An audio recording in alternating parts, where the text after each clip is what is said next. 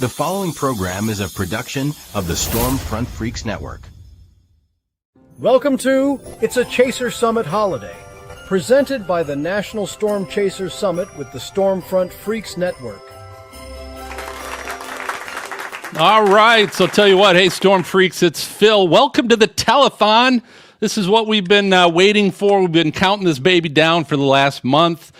We have got for you today some amazing guests, but more importantly, it's for an amazing cause. But I'll tell you what, I'm joined with National Storm Chaser Summit President Eric Fox. First off, Eric, I want to start with you. Give us a little tease. Who can we expect throughout these next few hours today? Oh man, some big names in chasing, right? Right off the bat, we're gonna have Reed. Reed Timmer's gonna come on right off the bat, right off the top. We have multiple Dave Garfield. If you're interested in some advanced meteorology, he's going to get into it a little bit and just talk about why it's so important, and what we're doing within the summit, and him teaching. He's got so many different facets of ways to teach. Let's see. Let me go down my list here. We've got. Let's see here. Tim Marshall's coming on. Josh Morgerman. Mark Austin, Dr. David Bodine, who's in charge of the Rexpol radar. So just who's who in meteorology, really. And then even that, we have Brandon Kopic. Let's see, who am I missing, Holly? It's really an all-star lineup. We've got Brandon Kopic, we've got Paige Berdomas, we've got Jim Tang. The one and only Jim Tang is going to be here. So it's really going to be an all-star lineup. We're going to have a lot of fun today, and we're going to raise money for a really worthy cause.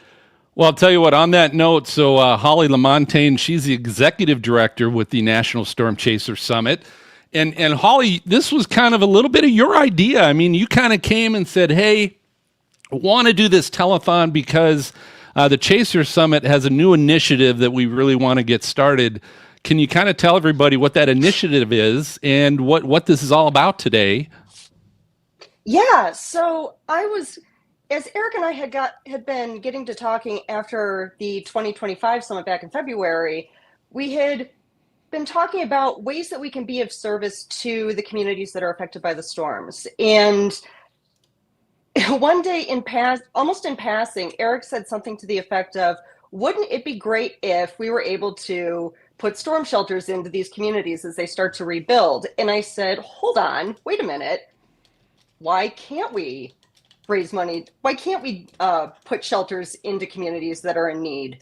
And that's kind of how all of this began. And for those who are unfamiliar with my background, I'm neither a photographer nor a meteorologist. I actually work in fundraising. I'm based here in Metro Detroit, and I'm the development director for a nonprofit. And so doing this kind of project is just kind of in my blood and something I've been doing professionally for over 10 years. And we started brainstorming more and more, and we realized that this might be the way that we can truly be of service to the communities that are affected by these storms, like Rolling Fork, Mississippi.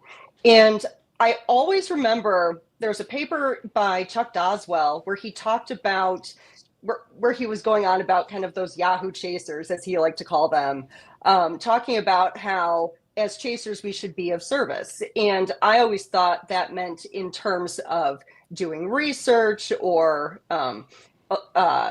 alerting the National Weather Service, providing that ground truth. But this is truly a tangible way that we can be of service to these communities that will be of benefit for years to come.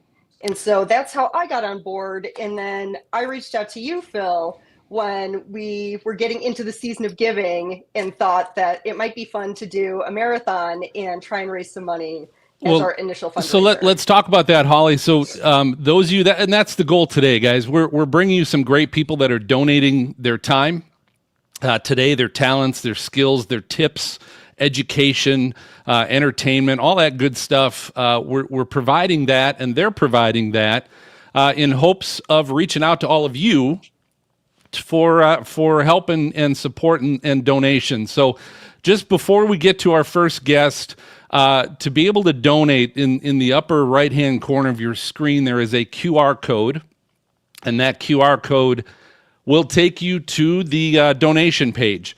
and all donations, we love all donations, whether it's a few bucks, whether it's $500, we'll take all donations, because again, this is all in support of a community storm shelter, first and foremost for Rolling Fork, Mississippi. So what we're going to be doing throughout this whole telethon here for the next few hours is also identify everybody that's giving and supporting.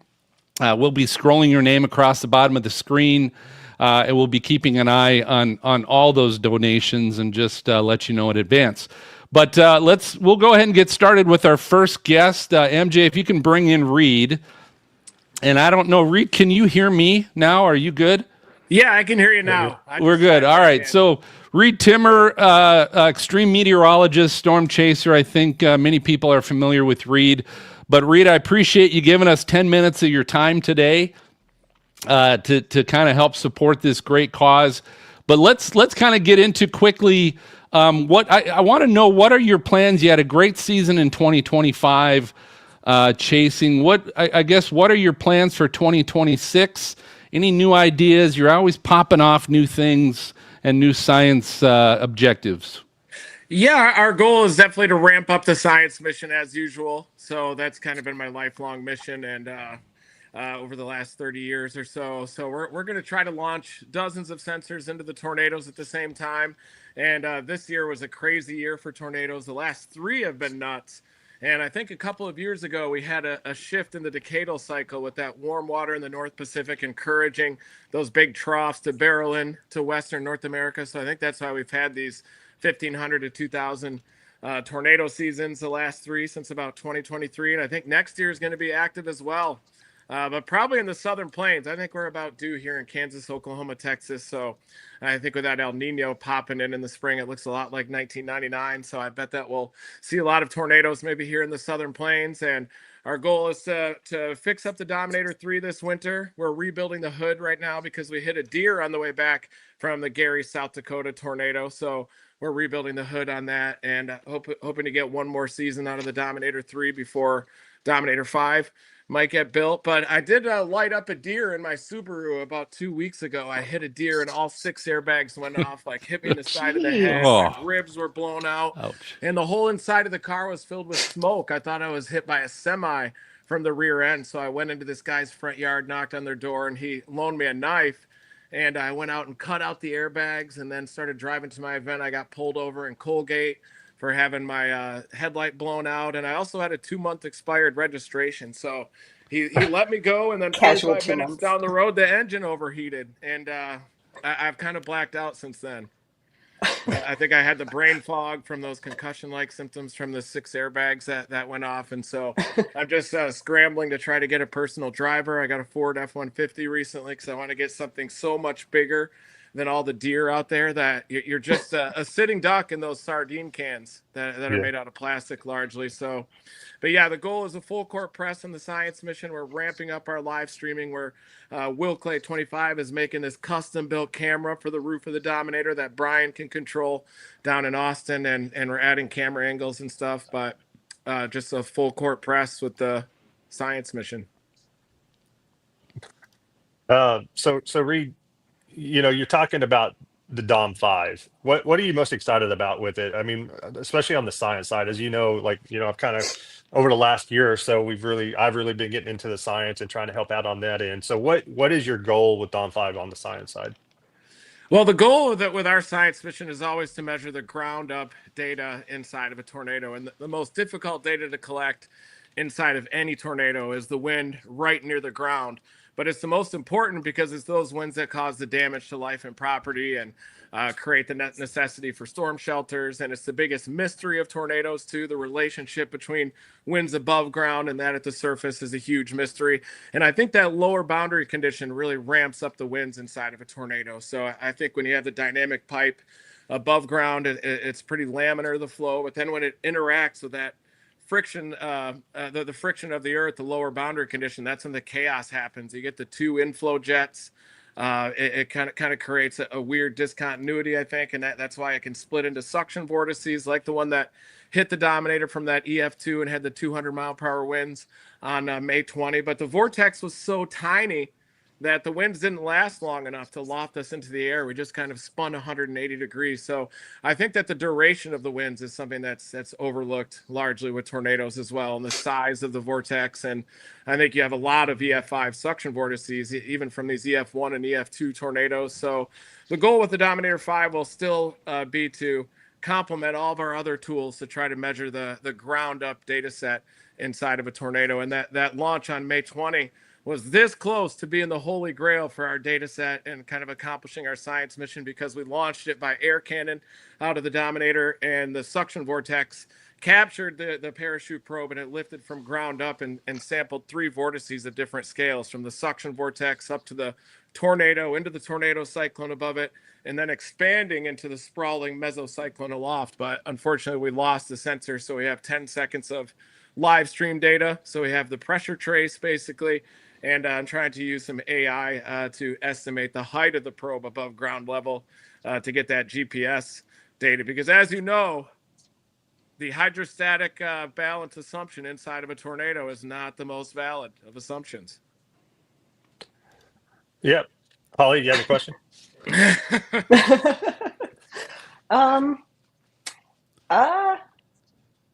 What I guess I know I'm not going to ask you about Chuck Norris. So. Oh yeah, I forgot I was wearing this shirt. Don't ask me about Chuck Norris. I have no more questions. That is beautiful. That was a good question.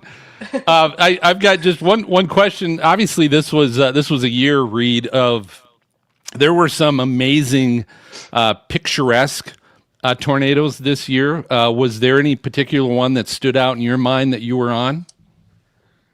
Oh yeah, I mean, it was a crazy year. The last 3 years have been the most insane tornado seasons of 30 out of the 30 years of storm chasing, even more so than 2011. And a lot of the tornadoes were a lot more chaseable, being back in the Great Plains and Tornado Alley with that shift back to the west. And I do think that there were a lot of photogenic tornadoes, the Gary, South Dakota tornado, the suction vortex in northern Alabama. And I think this year was unique because you had all modes of severe weather. You had Dixie Alley early on with the La Nina and the progressive upper level pattern.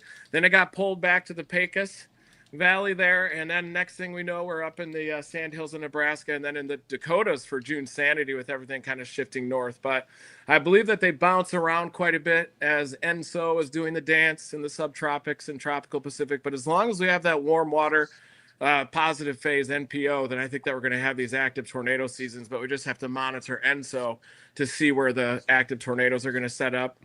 But yeah, they're very photogenic tornadoes. The Gary, South Dakota one, Spiritwood, the first ever EF5 since 2013.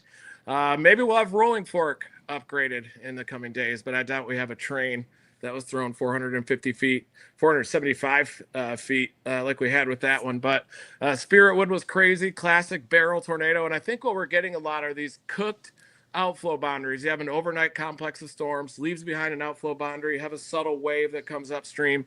And that's the perfect type of a setup for those nearly stationary, massive, photogenic tornadoes. You can set up a lawn chair. You can bring out a air cannon and shoot sensors into them. You can fly FPV drones into them, like the Otis project, which I think is fascinating how laminar the atmosphere is just above ground. So it's possible maybe we can even take manned aircraft and enter the tornado from the top down, just enter that vent right at about 10 or 11,000 feet, that vertical motion in there, and you can probably drop a human-sized probe, an Eric Fox-sized probe right down into. Well, hey, I was just going to say, Reed, we're looking for you to develop that, so I'm sure maybe that's a 2026 late season development from you, or maybe you're down the road. But I just want to say this, Reed, thanks for your time today, for donating some of your time and stories with us, and just in this great cause that we're trying to support for these storm shelters. Thanks again for joining us. Yeah, that Spiritwood day, we saw a whole family that barricaded their entire weight up against the door in the basement there and survived totally fine, unharmed, as their house was shredded over top of them, and then saw the backside of that EF5. So if there's any evidence for a need of tornado shelters, it's events like Spiritwood and stories like that are almost like the original movie Twister, except in this case, the whole family survived. Great. Well, again, thanks, Reed. Thanks for joining us. Thanks, Reed. Have a good rest of the weekend, and we hope to see you soon. Yeah, never stop chasing, you guys. Thank you, Reed. Thanks, All Ray. right, Great. so folks, we're gonna be heading to a quick little break here. Again, the QR code to help donate to the storm shelter initiative. It's in the upper right hand corner. But we'll be right back. We'll be right back too. It's a Chaser Summit holiday. On the morning after the March 2023 tornado, Rolling Fork, Mississippi awoke to a silence that felt heavier than the storm itself. Homes that once held generations of family memories were reduced to fragments. Streets that had been the heartbeat of this community were left unrecognizable. And yet, even in the middle of this devastation, there was resilience. Storm chasers, first responders, neighbors, and total strangers came together in the hours after the tornado to search, to help, and to hold one another up. Rolling Fork has strength, but it also has needs. And today, we, this entire weather community, have the chance to stand with them once again. Your donation goes directly toward building a community storm shelter for the people of Rolling Fork. A safe place. A place of protection. A place that can prevent this kind of heartbreak from ever happening again. Together we can turn tragedy into action, and action into hope. Please give if you're able, and help us build safety and a future right here in Rolling Fork.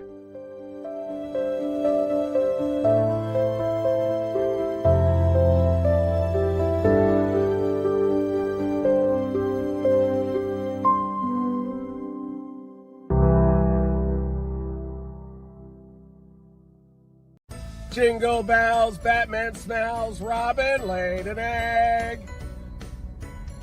Oh, what fun it is to ride in a one-horse open sleigh. Jingle bells, Batman smells, Robin laid an egg.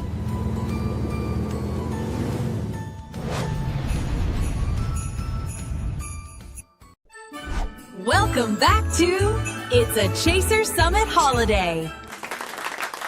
All right, welcome back, everybody. Again, we're putting on this telethon here for the next few hours. We've got some amazing guests lined up for you, but the whole purpose of this is really to help our Chaser and Storm and weather community come together and help donate during this giving season for the National Storm Chaser Summit Shelter Initiative. So before we bring in our next guest, Holly, do you want to kind of let people know how they can donate? Yeah, if you're looking to make a donation to this cause, go ahead and click the QR code up here in the right-hand corner of your screen, and that'll take you to a page where it will give you options to make your gift and support this wonderful cause. That's great. Again, and what we'll be doing is, as all of you start to give, again, whether it's just a small amount, maybe you just have a few dollars you can give, or you're in a position that you can really make even a bigger difference. As those start coming in, we'll start putting those at the bottom of the screen, so you can have a chance to just kind of see the kind of success that we're going to have today. So let's go ahead. We're going to bring in our next guest. This is Drew from Oz Safe Rooms. So, Drew, my understanding is that you've been working with Eric and Holly, and you guys are based out of Oklahoma, but you guys are the ones that put together these amazing safe rooms. Can you kind of let all of our viewers know what this great product is that you guys offer, and why you're willing to just be a big part of this with us? Well, good afternoon, everybody, and it's such an honor to be a part of this, and I want to thank you guys for involving us in this project. And it's very important that the community knows that we produce something that's a little bit different than going underground. The whole reason that we started this project, FEMA had contacted my father way back in 1998. And confronted him and asked him if he could design a safe room above ground that would withstand a category F5. And the reason was, when they were going into these devastated areas, when the families were trapped underground, they couldn't see them. Water goes down. There has been some really horrible tragedies with some of these underground shelters. And we are in the 21st century, so we need things to be handicap accessible. And, that's where my father came in and designed the above ground Oz safe rooms. And what separates us from any other contractor or any other company is what we have a patent on. We pour the floor, the walls, and the ceiling in one continuous pour. So when you step into the Oz safe room, even our smallest unit, you have 18-inch thick ceilings, 8 to 10-inch thick walls, 10-inch thick foundation. That's all monolithic, which means one continuous piece of concrete. Whatever you put together in pieces can come apart in pieces. So the reason that Oz was even, thought of was because underground shelters were failing in the past. And 100 years ago, and you were out on some land, what did the old timers do? They dug a hidey hole. Well, now when you go, your neighbor was a mile down the road. Where now when you go into these congested areas with homes built on top of one another, there's 10 times the amount of debris in these storms than we had 100 years ago. Yeah. And it's that's what it's. Once you really look at the Oz Safe Room and you look at some of the other products, and especially Eric, he's actually he purchased one for his family. When you go inside of one and you close that door, you're safe. To where if you're dealing with extreme lightning, if a power line falls on you, remember metal is a conductor. You don't want to be inside of a steel product during bad weather. It's you could really get you in trouble. When you're in the Oz safe room, you don't have to worry about flooding. If your mother or child is in a wheelchair, you can wheel them right in. So Eric, what can you talk a little bit about? So it sounds like you've got one of these for your family yourself. Is that how you found Drew and Oz Safe Rooms?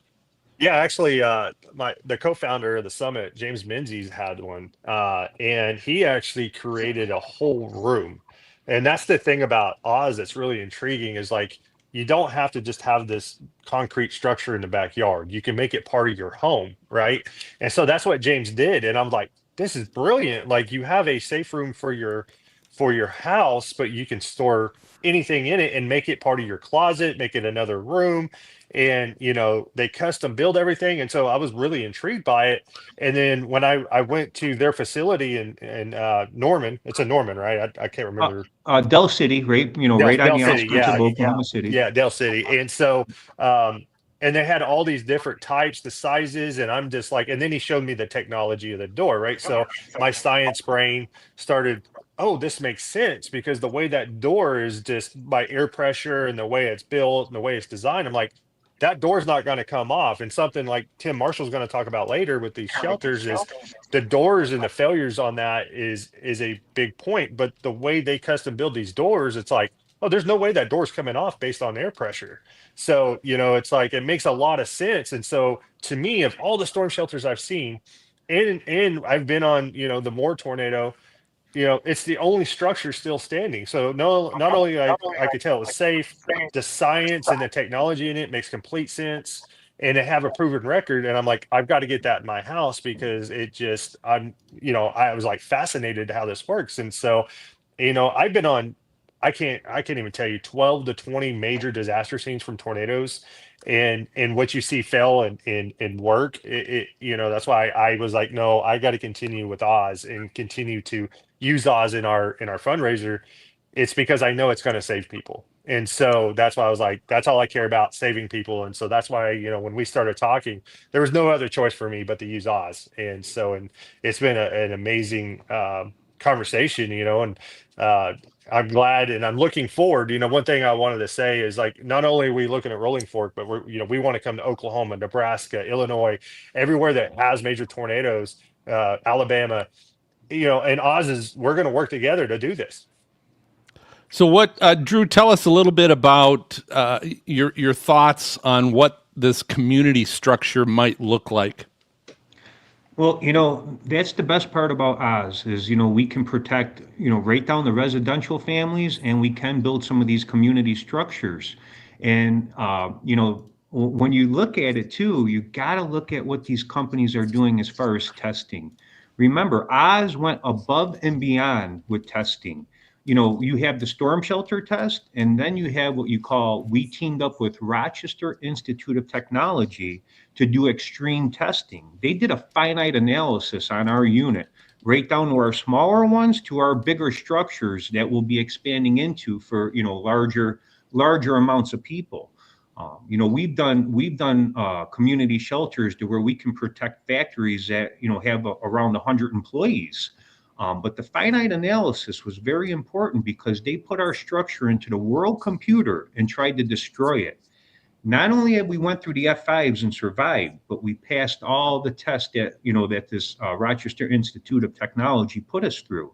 So, it's very important that people know that these, from the smaller safe rooms to the bigger structures, they have been tested through a finite analysis. And, these bigger units, once you go in there, you will feel safe because, again, when you're looking at 10-inch thick walls, 18-inch thick ceilings, 10-inch thick foundation, that's all one continuous piece of concrete. And I just want to touch one thing on the door is very important because, the Oz, we designed a sliding door. So like, let's say you are trying to get the older folks in there and you have 80, 90 mile an hour winds. When you see these other products and the door swings out, people have a really hard time trying to get that door closed. So, right down to the smaller units, but for a larger unit with the communities, as you're, getting people in there, you can slide that door open, roll them in. Somebody might even be in a hospital bed to where you have to take them and put them into that Oz safe room. And let me tell you, once you go into those larger units and you close the door, we can design these safe rooms to be where you feel like you're in a normal room. It doesn't have to be, like Eric was saying, it doesn't have to be a concrete structure.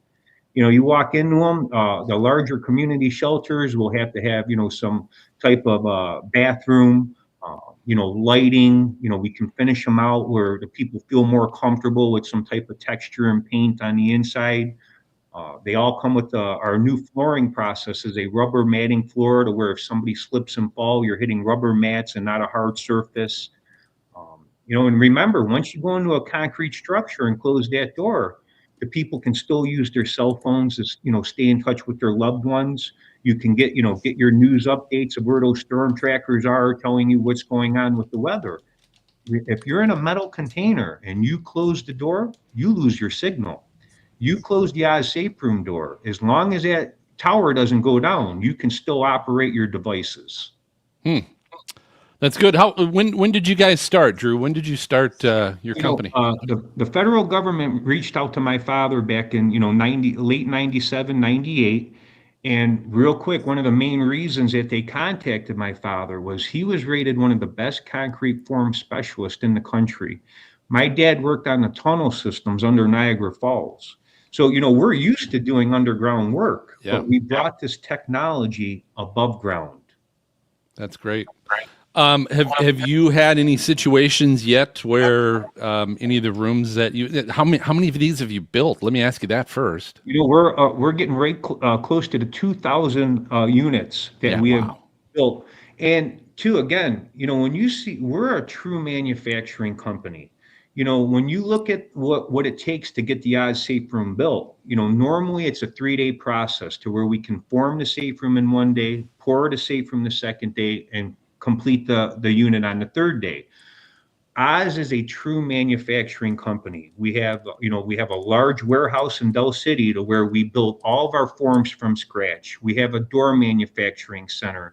We have steel stations. We do all the pumping ourselves to where there's no subcontractors coming in and doing any work for us.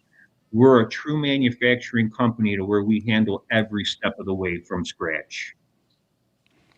That's great. Well, I'll tell you what, Drew, if you can do us a favor, I appreciate you giving us 10 minutes of your time to really help explain what, as we're working on this telethon. And I do want to let all of our viewers know, we are aware there's right now, there's some challenges with donating.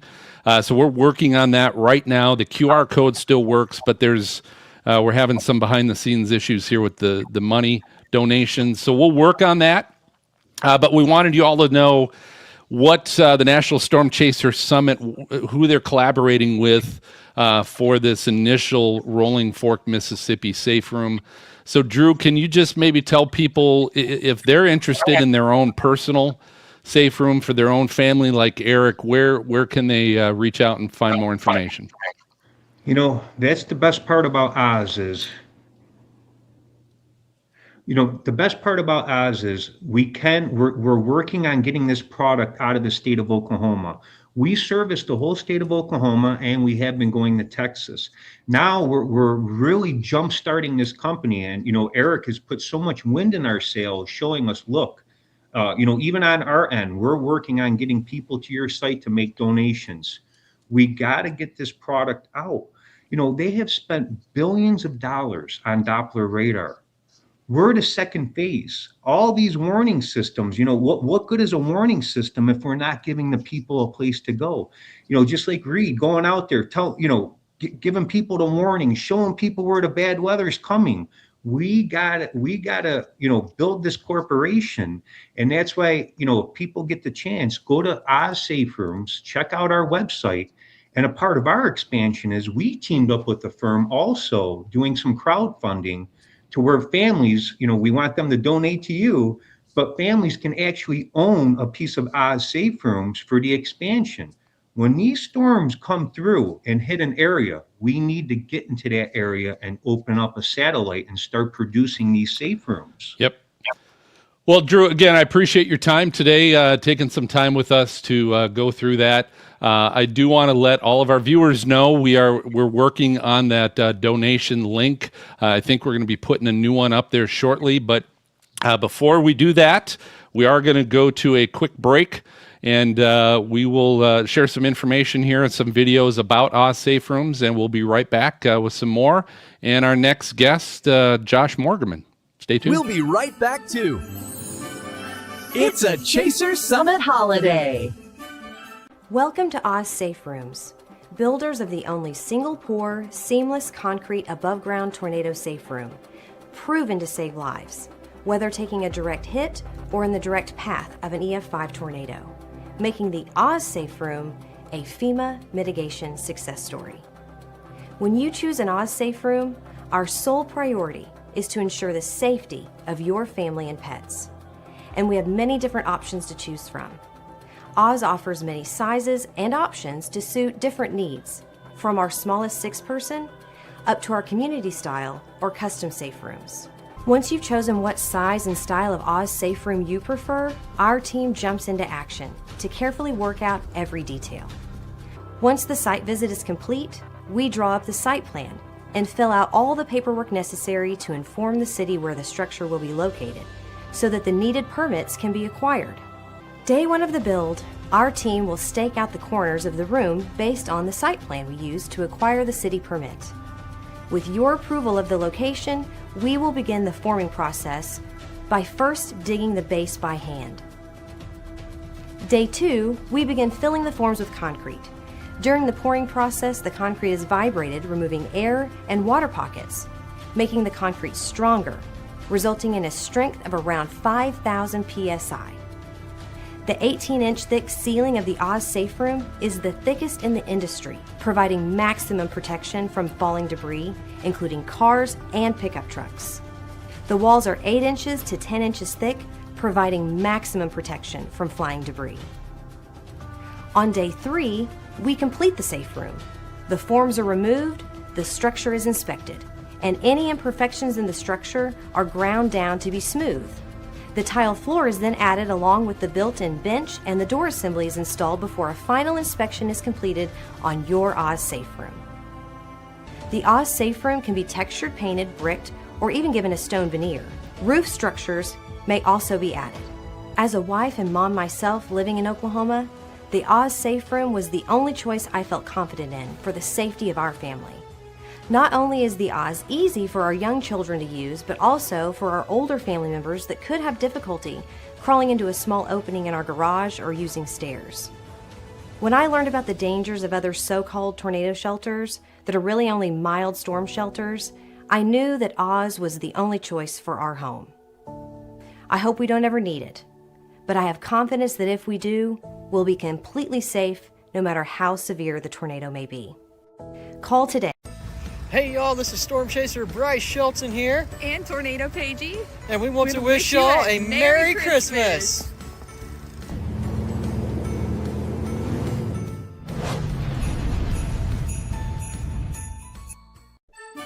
Welcome back to It's a Chaser Summit Holiday. Well, welcome back, everybody, to our telethon, National Storm Chaser Summit telethon. Again, we're doing this, and we're bringing you guests today that are giving their time to share some stories, some tips. Some of it's a little bit of a prelude to the National Storm Chaser Summit coming up the first weekend of February. But the main goal today during the giving season is to bring our weather, storm chasing, and meteorological community together and help support these storm shelters for communities. The first one we're focused on is at Rolling Fork, Mississippi. So I've got Holly again with us. Holly, can you kind of let people know the importance of this initiative and how people can donate? Sure. So one of the things that Eric and I have been talking about throughout this process of growing and really expanding the summit's offerings, we wanted to ensure that we're providing educational opportunities for chasers and giving trainings on meteorology and what to do if you happen to be the first person on the scene in case you follow a tornado in after it goes through a town. But we also wanted to be able to be of service to the communities that are affected. Certainly, we can provide ground truth to NWS, and we can alert citizens of storms and tornadoes coming in as we're driving through their towns. But we can truly give a lasting impact on these towns by installing these storm shelters, especially in places throughout the country that need them the most, like Rolling Fork, Mississippi, like throughout Dixie Alley. And we just felt it was kind of the seamless next step to really making a difference and being of service. And if we're going to be in these towns and helping them through the immediate recovery process, we can help them long term. And so I do want to remind all of our viewers, so we were having some challenges with the initial giving site that we had. We have added a new QR code in the upper right-hand corner that goes to the National Storm Chaser Summit giving site. Holly, do you kind of want to let people know what they can expect when they go to that site and how they can donate? Sure. And we apologize for the issue, and thank you for everybody who has been trying to donate so far. So if you go to the QR code up here in the upper right corner, it will give you options to donate, and you can choose your amount and make your gift that way. And please let us know if you have any issues, and we thank you for everything that you want to give. Yeah, I agree. We appreciate it. And sorry, we kind of went through some technical difficulties with that earlier. During our setup, everything seemed to work great and fine, and then all of a sudden doesn't. So welcome to live streaming. This is kind of what happens sometimes. Magic of live TV. It's great. And which is really interesting, Holly, because this, again, was kind of your brainchild to do it this way during the holiday season. And so I want everybody to know. So I kind of asked Holly, I'm like, what do you want this to look like? What's the theme kind of like? And I knew she was a Midwestern kind of girl when she said, I want it to look kind of like a Lawrence Welk holiday special. And there's probably many, many, many of you that have no idea who the heck Lawrence Welk might be, but old school musician, conductor, all that kind of stuff. But it's really an old school holiday kind of special. That's kind of what this is all about today. Not only am I a Midwesterner, I'm a former theater kid. So if there's a way that we can incorporate a production number into the Chaser Summit, I'm all about it. And thankfully, Phil saw my vision and appreciated what we were trying to do. And it's been a pleasure working with you and putting this together. And I've had a lot of fun, and I hope everybody watching is having fun as well. We've got more musical performances by Reed Timmer coming up later in the show. And we've got a couple other special guests who are going to do some performances as well. So it's not the full choreographed number, but that may be for next year. That's great. That's great. So, we're going to be going to break here in just a second. I just again want to remind everybody, those of you that have been trying to donate, thank you for doing that. Sorry for those technical difficulties. We've got the new link, the new QR code in the upper right-hand corner. You can use that to donate. But before we get to our next guest, we got Tim Marshall waiting back in the green room. I know Drew. I'm just going to shout out Drew. I see you keep jumping in to our green room, Drew. You can watch us go to the National Storm Chaser Summit YouTube page, and you can watch this live from there because we can only have so many people in our green room. So I apologize. I keep kicking you out, and it's not because I don't like you, because I love you. But we can only keep so many people back there. So thanks, Drew. Place. Yeah, it is. So before we get to Tim Marshall's waiting on deck, again, live, as Holly said, live TV. Things are always moving and adjusting. We're going to keep moving, but we'll be right back with Tim. We'll be right back to It's a Chaser Summit Holiday.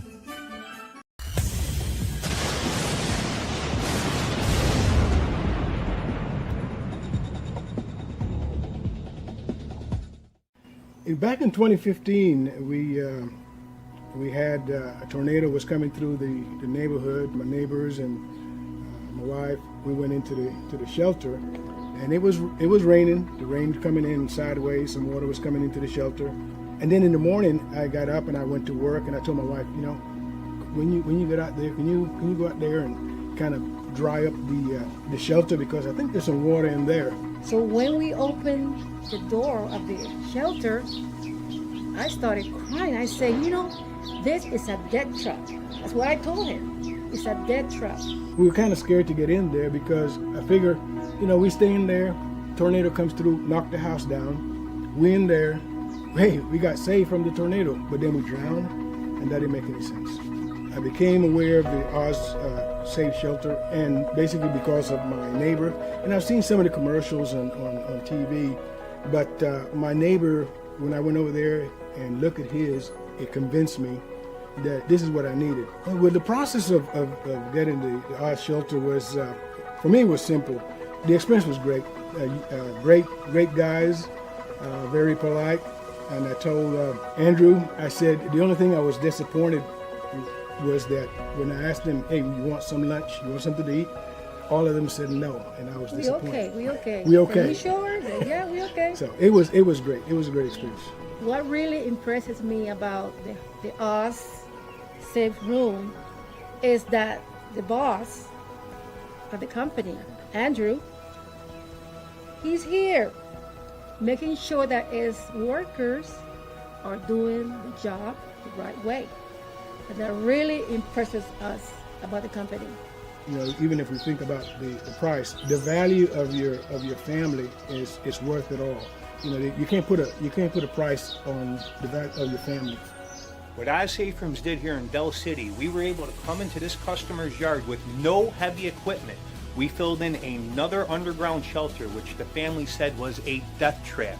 Remember, just because you have a storm shelter doesn't mean you shouldn't buy a proven tornado-proof safe room. We have an 18-inch thick ceiling, 8-inch thick walls with a 10-inch thick floor. Remember, whatever you put together in pieces will come apart in pieces.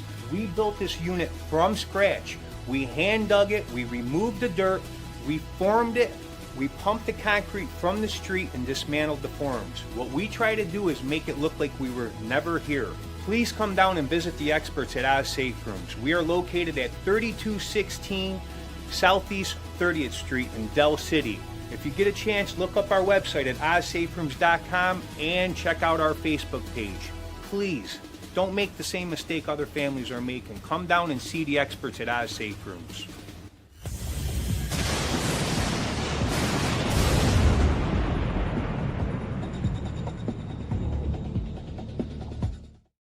Frosty the Snowman was a happy, jolly soul with a button nose and 2 eyes of coal, and also made out of hay.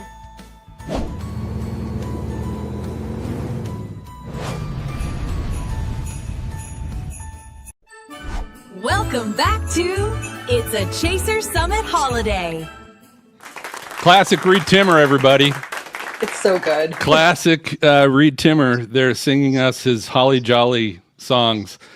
Again, guys, we're doing this telethon today with the National Storm Chaser Summit. We're going to be going for hours. We've got some great guests still lined up for you. But the whole purpose of doing this, and for all these guests that are giving us their time, is really to kind of ask our great weather community for support, as we're trying to also support other communities with these storm shelters. The first one, of course, being Rolling Fork, Mississippi, is what we're all gunning for. So we appreciate all the donations, all the support, all the help that you're giving this year. You know, I know my family, we're usually always looking for other families that we can help in the holiday season, get them gifts, things like that. And this is just what a great way to help support a number of families with your donation in an area that the weather community certainly would love to do, which is support safety, support lives from dangerous storms and tornadoes. So Holly LaMontagne, who's the executive director with the National Storm Chaser Summit, again, her idea to kind of put this whole thing on. Holly, can you kind of remind people how they can help support and help donate here today? Sure. So you can go to the QR code in the upper right-hand corner of your screen, and it will take you to a page where you can input whatever you choose your gift to be. We appreciate any amount, and 100% of the funds raised today is going directly to the shelter that we plan to install in Rolling Fork, Mississippi. Very good, and so I think Holly's going to be kind of tracking that a little bit. Eric, is that correct? Can we kind of talk a little bit about how we're tracking that information? Yeah, so we reached out to our guy Ryan Pitt, who's been amazing with the summit for years. I mean, he's the glue that keeps everything together. He's a treasure. And we have a new login onto our site where we can, on our website, it's a direct donation that goes into our Square account. And so Holly's going to log into that Square account and keep up on those donations, because it's a real time. Every time you make that donation, it's going to show up in that Square account, and she will be able to even give some shout outs to individuals. One thing we haven't talked about, Holly, is donations and what they're going to get for certain levels, right? So that's right. Yeah. So yeah, go ahead. Sorry, I'm just going to step on you, but to sweeten the deal, anybody who makes a donation of $50 or more to the shelter fund will immediately be entered into a giveaway, a drawing, and at the end we will draw a name and they will receive a free ticket to the Chaser Summit in February. And if you feel called to donate $200 or more, you'll be entered into a drawing to not only get a ticket to the summit, you will also get your hotel covered as well. So great incentives to make your gift, in addition to it going to an extremely good cause. We'll get you to the summit in February and see all of us in person. Yeah. That's awesome. Cool. So again, Holly will be tracking that. Holly, I sent you a text because we'd like to, if we can get that information to MJ somehow as well, so he can add that to the scroll at the bottom. But without further ado, let's get to our next guest, Tim Marshall. Many of you know Tim. Tim is a storm chaser. He's a meteorologist. He's an engineer. There's pretty much nothing this guy doesn't do in the weather industry. If you've been to the summit, you've seen Tim multiple times. As he's a big part of that as well. But Tim, welcome to the telethon. But my first question is this, because all of the sites that you have seen in all of your post-tornado and devastated communities that you've seen, Tell us a little bit about what you've seen with storm shelters, all different kinds. Ones that, as far as one's examples where you've seen one that really worked well, or examples where maybe you've seen that certain storm shelters maybe aren't the best. Well, thanks for having me, and welcome everybody. Yeah, the storm shelters are a great idea, and they serve many purposes. Of course, you want to save yourself, family, and pets if you can.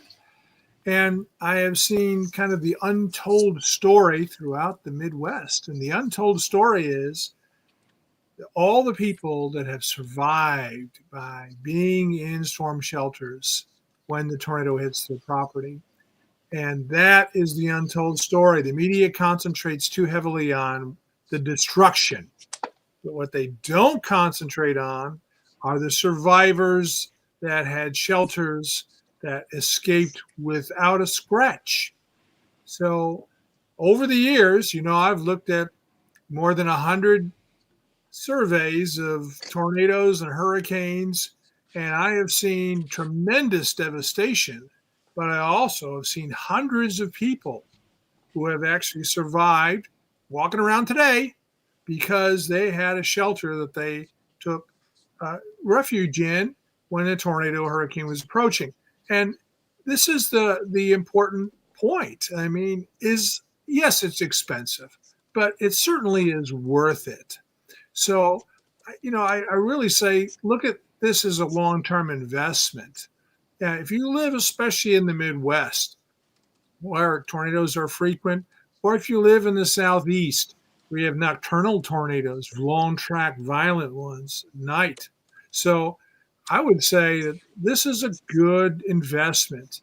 Think about that. Yes, it costs thousands of dollars to install, but it's really worth it when you break it all down in terms of how many years you're going to have this. These shelters are going to be permanent, okay?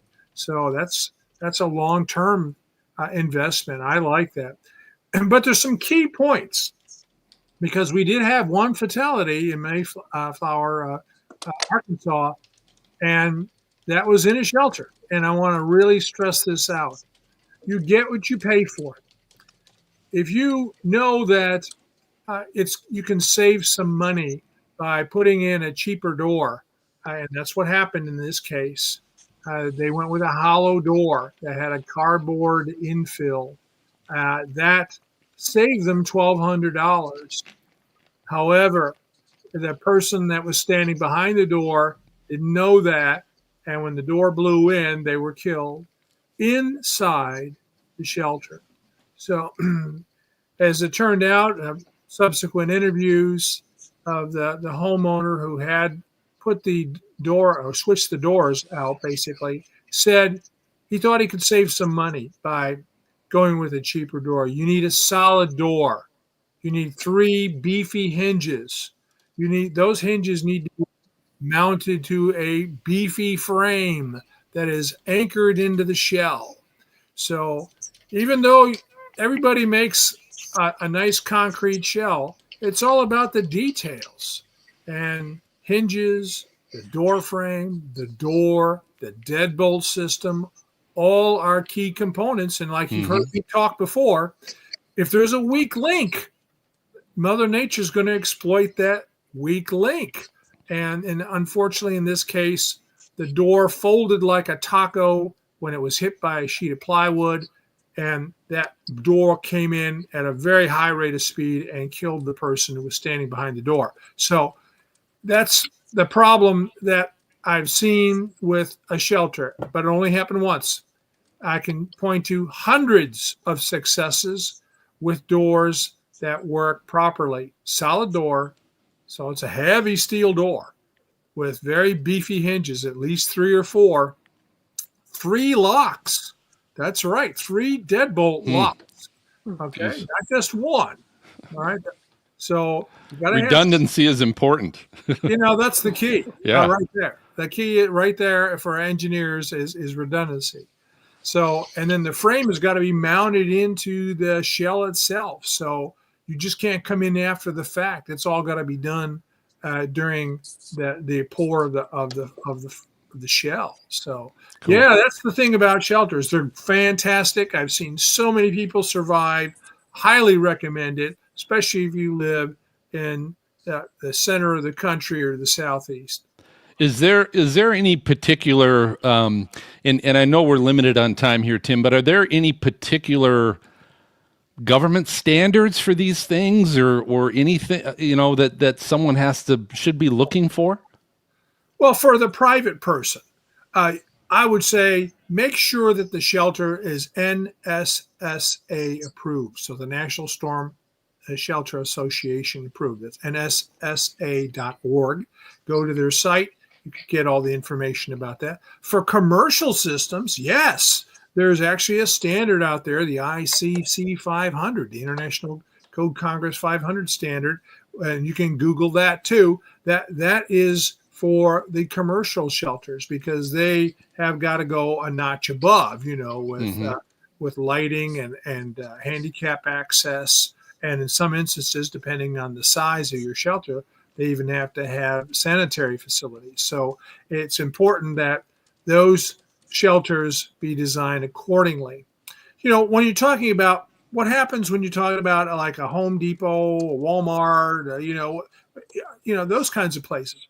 I've seen a lot of big box buildings and they collapse quite easily.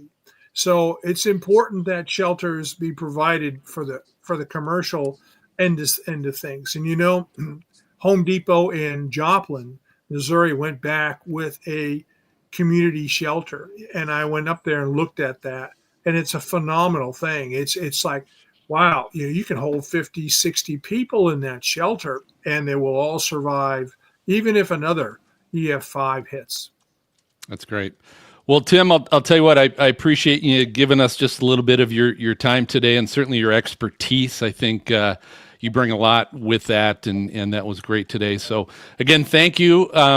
Anything you want to quick tease about the summit this coming February and your involvement? I will just say that it's going to be very cold in Denver. Very, very cold. Very interesting. I like the tease. Well, Tim, thanks again for your time. What we're going to be doing again, folks, the donation code's in the upper right-hand corner. We're going to take a quick break, but we're going to be coming right back with Josh Morgerman. Is on with us here. We've got Gabe Garfield, Mark Austin right after him. We've got Matt Capucci, Jordan Hall, Jim Tang. We've got all kinds of people coming, so stay tuned. We'll be right back too. It's a Chaser Summit holiday. We could hear like a small crackle. Anyway, the front of the restaurant, the glass was starting to spread, and then I just felt everything blowing in on us. Grabbed April, threw her in front of me and my daughter, and we did make it to the bathroom as we were in a building that there was a Mexican restaurant and a Subway, and the bathroom was in the middle. And one of the things I just do remember is the toilet breaking and the smell. And when they pulled us out, we were across the restaurant. Everything's still with us, but it literally pushed the whole building with us, and they pulled us out on the grass. I just remember not a lot of space. I remember, an extreme amount of weight, hearing, 30 more minutes. That drill, because I was starting to pass out towards the end. I was looking at April saying, I can't keep doing this, and she was rubbing my head saying I had to stay awake. Couldn't walk, because not just the injuries, but I think the circulation being cut off for over an hour. Just want to say thank you, because it's, an adrenaline rush, but y'all saved us. It's not just about the chase, it's after the storm. Since the tornado, we've had a few warnings, or, the Torcon threat is going to be this. I don't go to my apps anymore. I follow the storm chasers now.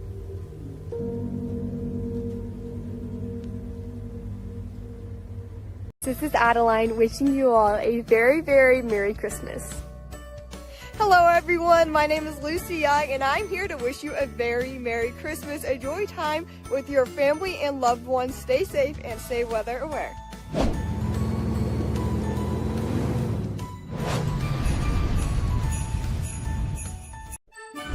Welcome back to It's a Chaser Summit holiday.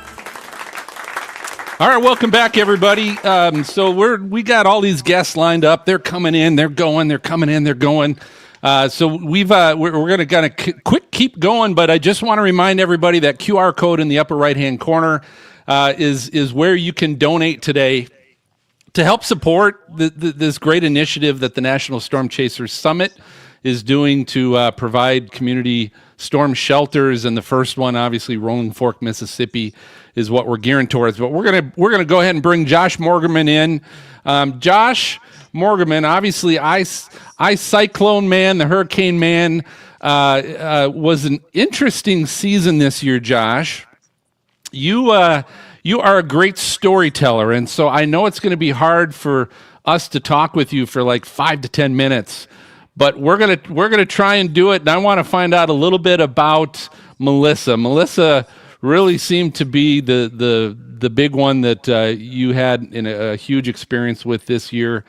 So welcome to the telethon, but let's jump into Melissa. Yeah, it's great to be here.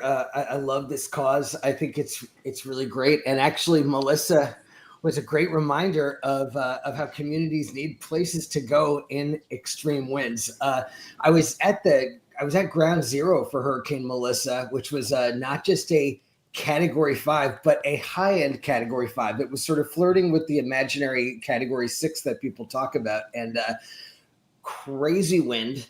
I've been in 84 hurricanes, and this was the most insane wind I've seen. Really? And experienced. Yeah, wow. This was like, out of the 84 hurricanes I've experienced, this was the top in terms of just the ferocity of the wind. I was in a reinforced concrete building, but it was the damage was unbelievable. Just all wooden homes completely flattened, swept away. A lot of concrete buildings even collapsed. That's how strong this was. And a lot of people rode the storm out, curled in little balls against in little corners of their house. The roofs blew off. It was just amazing more people aren't dead, actually. So it made a strong impression on me in terms of thinking, how do people get through extreme windstorms? Where do they go? What do they do? Because these were like sort of tornadic like winds. So it's particularly relevant, I think, to what we're talking about today. So what I guess you obviously talked about the winds. Tell us a little bit about the aftermath, because it's not the first time. Obviously, this is kind of your MO, is to really stick around and help with the cleanup, help the community.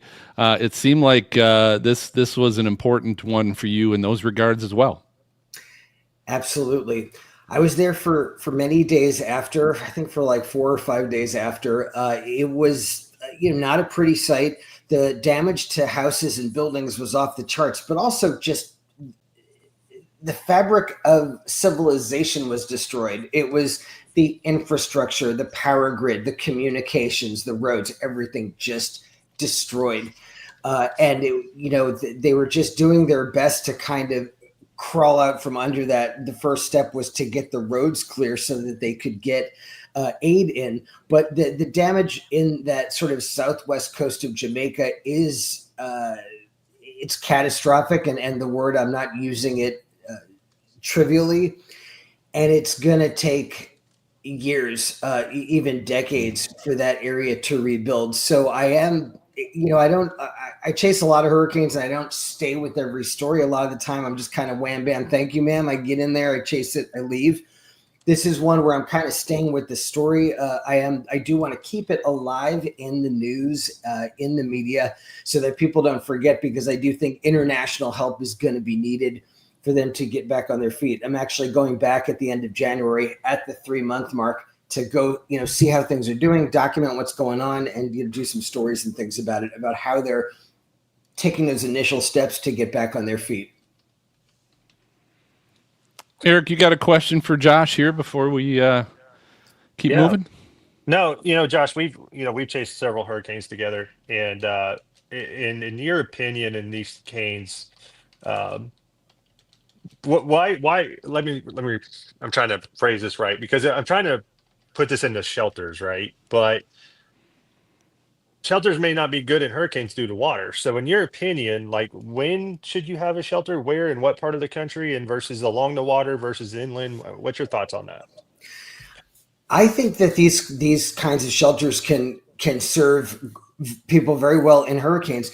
We talk a lot about storm surge, but the reality is a lot more people actually get impacted by the winds of hurricanes, because once you get away from the coast, there's a lot of people that do experience extreme wind that are actually not they're not threatened by the water. So I actually think that these make a lot of sense. And I'm telling you, in Jamaica, in Melissa, most of the really extreme catastrophic damage was from the wind. I mean, there was storm surge and it did create like damage in places, but most of this disaster was wind, and I think that, we have these extreme events like a Michael, like an Andrew, with the really crazy winds. I think that people need somewhere to go. A lot of homes, a lot of private residences are just not up for these kinds of winds. So, Josh, I appreciate you taking some time to join us today and giving this time for this cause, which is great, and your stories. That's the challenge with bringing Josh Morgerman on for 10 minutes, is you're not going to get all of Josh Morgerman that you really should get. So, I apologize for that, but I appreciate the time, and more importantly, where can people get more of Josh Morgerman? You can follow me on social media. I'm most active on Facebook, Twitter, and YouTube, and it's iCyclone, the letter I and the word cyclone. I gotta add something. Yeah. We have added Josh. We haven't officially put it out yet, like in the schedule, but Josh will be speaking at the summit this year. I'm very excited about that. I'm very excited. I'm telling the Melissa story. Melissa from Ground Zero is what my show is going to be called, and it's going to be very intense. That I am definitely looking forward to. So that's great to hear. Well, again, Josh, thanks for your time. Thanks for joining us today, and giving us a little bit of a teaser then of what we can expect in February. Thank you. Cool. All right, so we're going to keep moving here a little bit, but before we get to our next guest, Gabe Garfield, Holly, we're getting these donations coming in. So can you, why don't you go ahead and give us a little update of who's been helping out? Yeah, so they have been coming quite quickly, which we absolutely appreciate. We've gotten Edgar O'Neill for 20, Sherry Chumack for 50, Kevin Seifert for $1,000. Kevin, we appreciate you. Wow, that is going Kevin. to an Big excellent W for cause. Kevin. Absolutely. We have one Tim Marshall for $50. We have one Holly Lamontagne for $200. She seems great. Wow, I guess. Amazing. She's pretty great. Yeah. So many people are finally able to make their gift, and we appreciate any amount that you're able to give. It's all going to a great cause, and 100% of your gifts are going directly to the shelter.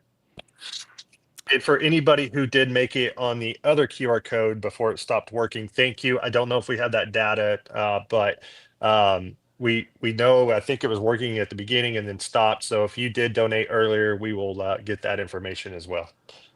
Absolutely. That's great. All right. Well, the telethon is going to keep rolling. We're going to bring in our next guest, Gabe Garfield. Many of you know Gabe Garfield, meteorologist, great storm chaser. And I'm not going to tell you what, I'm not going to take this, Eric, away from you with your announcement and his involvement. So, Eric, I'm going to turn it over to you to kind of introduce Gabe and what we can expect. Yeah, the famous Gabe Garfield. I'm going to be honest with you, out of all the storm chasers I've ever been known, Gabe is the most brilliant, not only just on paper with the meteorology, but the instincts. I've probably learned more about storm chasing in general from, I don't know, Gabe, how long have we known each other? 20, 25 years now? Yeah, It's been a while. been a while. I've learned more from him than anybody else, and that's including formal education. So Gabe Garfield is currently, I believe, are you still, I'll let you announce what company you work for. I forgot, but Gabe is in private sector now, but he is the leading person trying to teach storm chasing out there, in my opinion. And he's got tons and tons of resources out there for new storm chasers, older storm chasers. And this year at the summit, he's going to take that big brain of his and make it difficult with advanced meteorology. So we're going to take it a step up with Gabe. And so I'm really looking forward to it just because I'm sure he's lost more knowledge in that brain of his than I can even comprehend in my brain. So I'm looking forward to going down this, and we're gonna give Gabe a little more time today. Also, Gabe, make sure you plug your learning platform, and that way we can drive people to that platform. We appreciate that. Thank you, Eric, and thank you, Phil and Holly. This is a wonderful effort that you guys are putting together. I'm so stoked about this. Going for this shelter. I think that's a tremendous way for chasers to give back. You know, chasers, we love tornadoes, but we love people too, and we love to help them out. So I think this is an incredible effort. So thank you guys for putting this together. Yeah, absolutely. So, Gabe, when you started teaching storm chasing meteorology, what really got you into that? And going from an operational kind of meteorology side to wanting to teach. Yeah, that's a great question. So, really, it all started for me at the National Weather Service in Norman. Some of you may know that I used to work there for about a decade. It was an incredible experience, kind of at the intersection between research and operations. And during that time, I had occasion to put together a documentary style video on El Reno, the big, 2.5 mile wide, 2.6 mile wide tornado in 2013. And through that experience, I realized that I really enjoyed kind of documenting how things work. And then I got a lot of comments afterwards that, man, you really explained that meteorology really well. And I understood it for the first time. And so that was kind of like my first hint that maybe I could help people to understand these pretty complex meteorological concepts. And so as time went on, left the National Weather Service and then got into the private industry, but I still had this desire to be in the weather world, to be into storm chasing. And so for me, the way in, since I couldn't always be in the plains, because now I live outside of the plains, I can only come like 1 week out of the year. For me, the entrance was through my teaching to express what I know through learning. So I created an online storm chasing course this year. It's called the Tornado Chaser Transformation. And if you're curious about that and you're wanting to go deep into this, it's a 6-hour online course. You can go to gabegarfield.com and check it out there. But really, that was my way of getting back into the storm chasing community and really giving the information that I've, gathered over 25 years of storm chasing, which is crazy to think about now. I'm kind of almost an old man. And, but yeah, that's really how it started. Yeah, absolutely. So, as you were part of the El Reno investigation of not only just the, we're not even going to go to the twist X side, but just the actual tornado itself. And so, that's probably, if you think, in my opinion, you want to talk about a dynamic tornado and advanced meteorology, why things happen. Maybe you want to break that down a little bit, because one thing we're going to have, we're going to have Dr. Snyder, Dr. Snyder was part of it, but we're also going to have Dr. Bodine on. That's with the Rex poll, and maybe talk a little bit about that radar data that not a lot of people know about, that Yeah. in that tornado, right? Because that's advanced meteorology. Maybe break that down a little bit for us. Yeah, great question. So on May 31st, 2013, the date of the El Reno tornado, Howie Bluestein's OU group went out with a radar called Rax Pole. And they set up shop right along I-40 near El Reno, I think just east of town.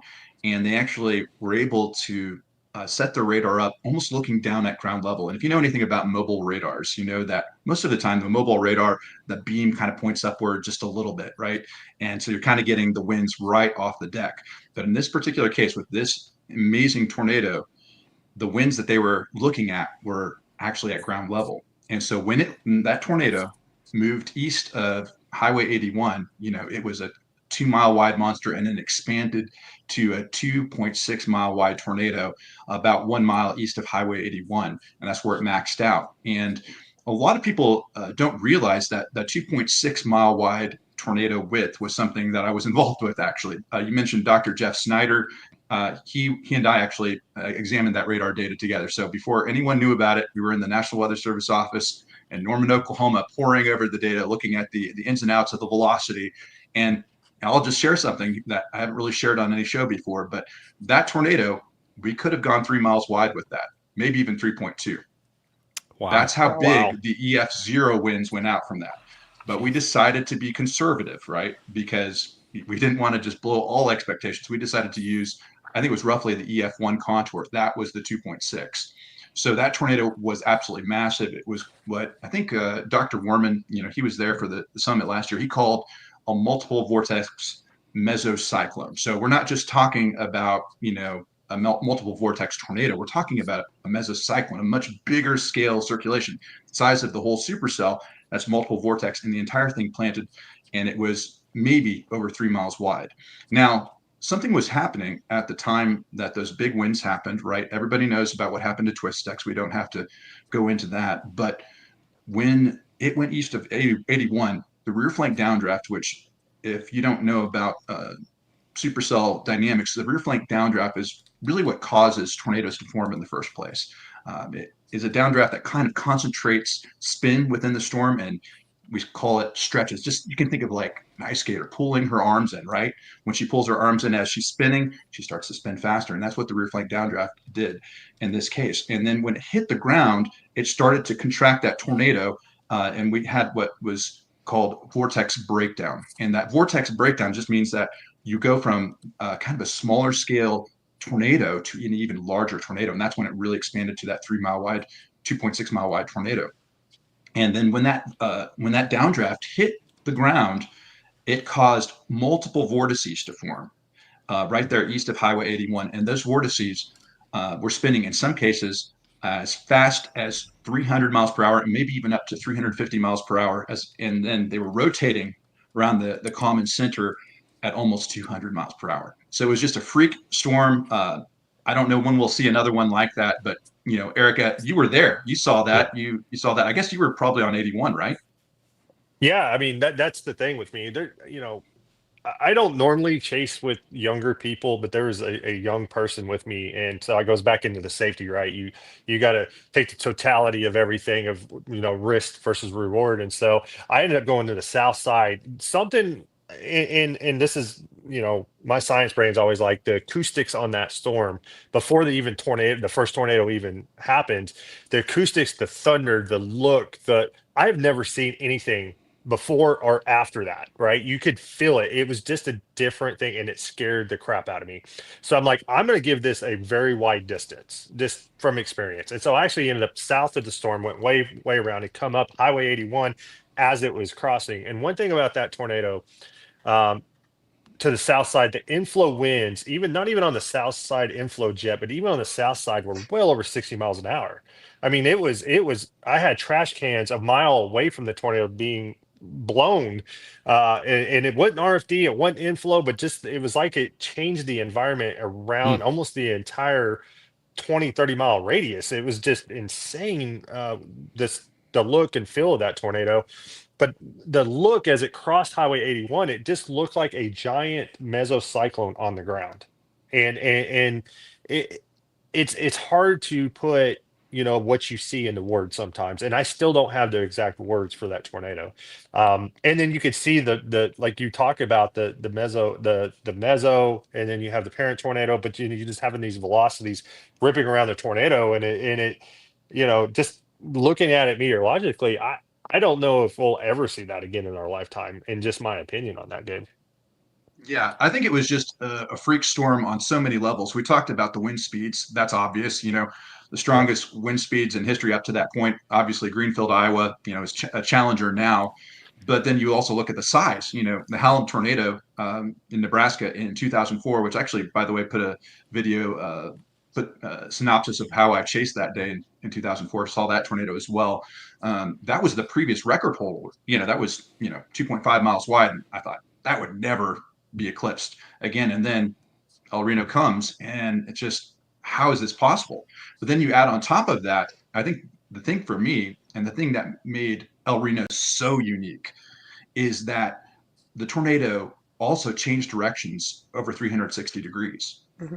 And that was what made it so dangerous, right? So it wasn't moving east or east-northeast like we would normally see that time of year. It was moving east, and then it moved south, and then it moved east even faster. And in fact, at one point near Highway 81, the forward speed of the tornado was 60 miles per hour.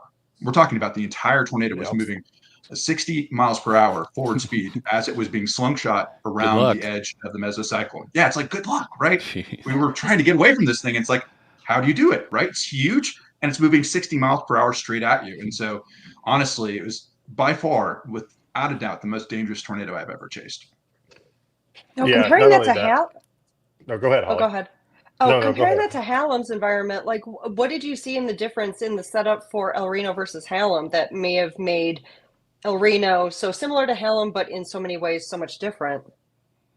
Yeah, I think some of these freakazoid type of storms, they have a lot of what we like to call low level shear. Okay, so that time of year, okay, say late May, Hallam happened on May 22nd, El Reno happened on May 31st. That time of year, you typically see the shear come down a little bit, right? It's kind of later in the season, the jet stream cools down a little bit, and you have lighter winds. You kind of make up for that in terms of the instability. So you get these big, what we call CAPE type of soundings. You get, 5,000, 6,000 joules per kilogram of CAPE, to put it in technical terms. That's not unusual.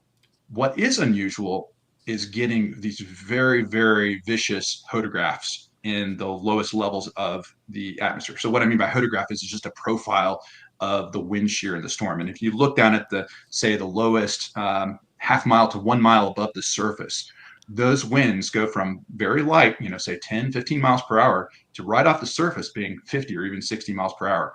And that's what we saw in both Hallam and El Reno. We had unusually strong low-level winds oriented in such a way that they could take advantage of that massive cape. And it was just, all bets were off. When you see an environment like that, huge instability, huge low-level shear, you can see things you've never seen before. So, this year, Gabe, we had kind of an unusual year where we had our first EF5 in several years. And do you want to speak to why you think they may happen? Is it a damage indicator issue? Is it a atmospheric issue? I mean, what's your opinion on that? Yeah, so I think in this case, that particular tornado was rated properly because of new research that has shown that the type of flight that particular, okay, to kind of back up, the reason that was rated EF5 was because, if I remember correctly, there was a rail car that was tossed, right, a certain distance.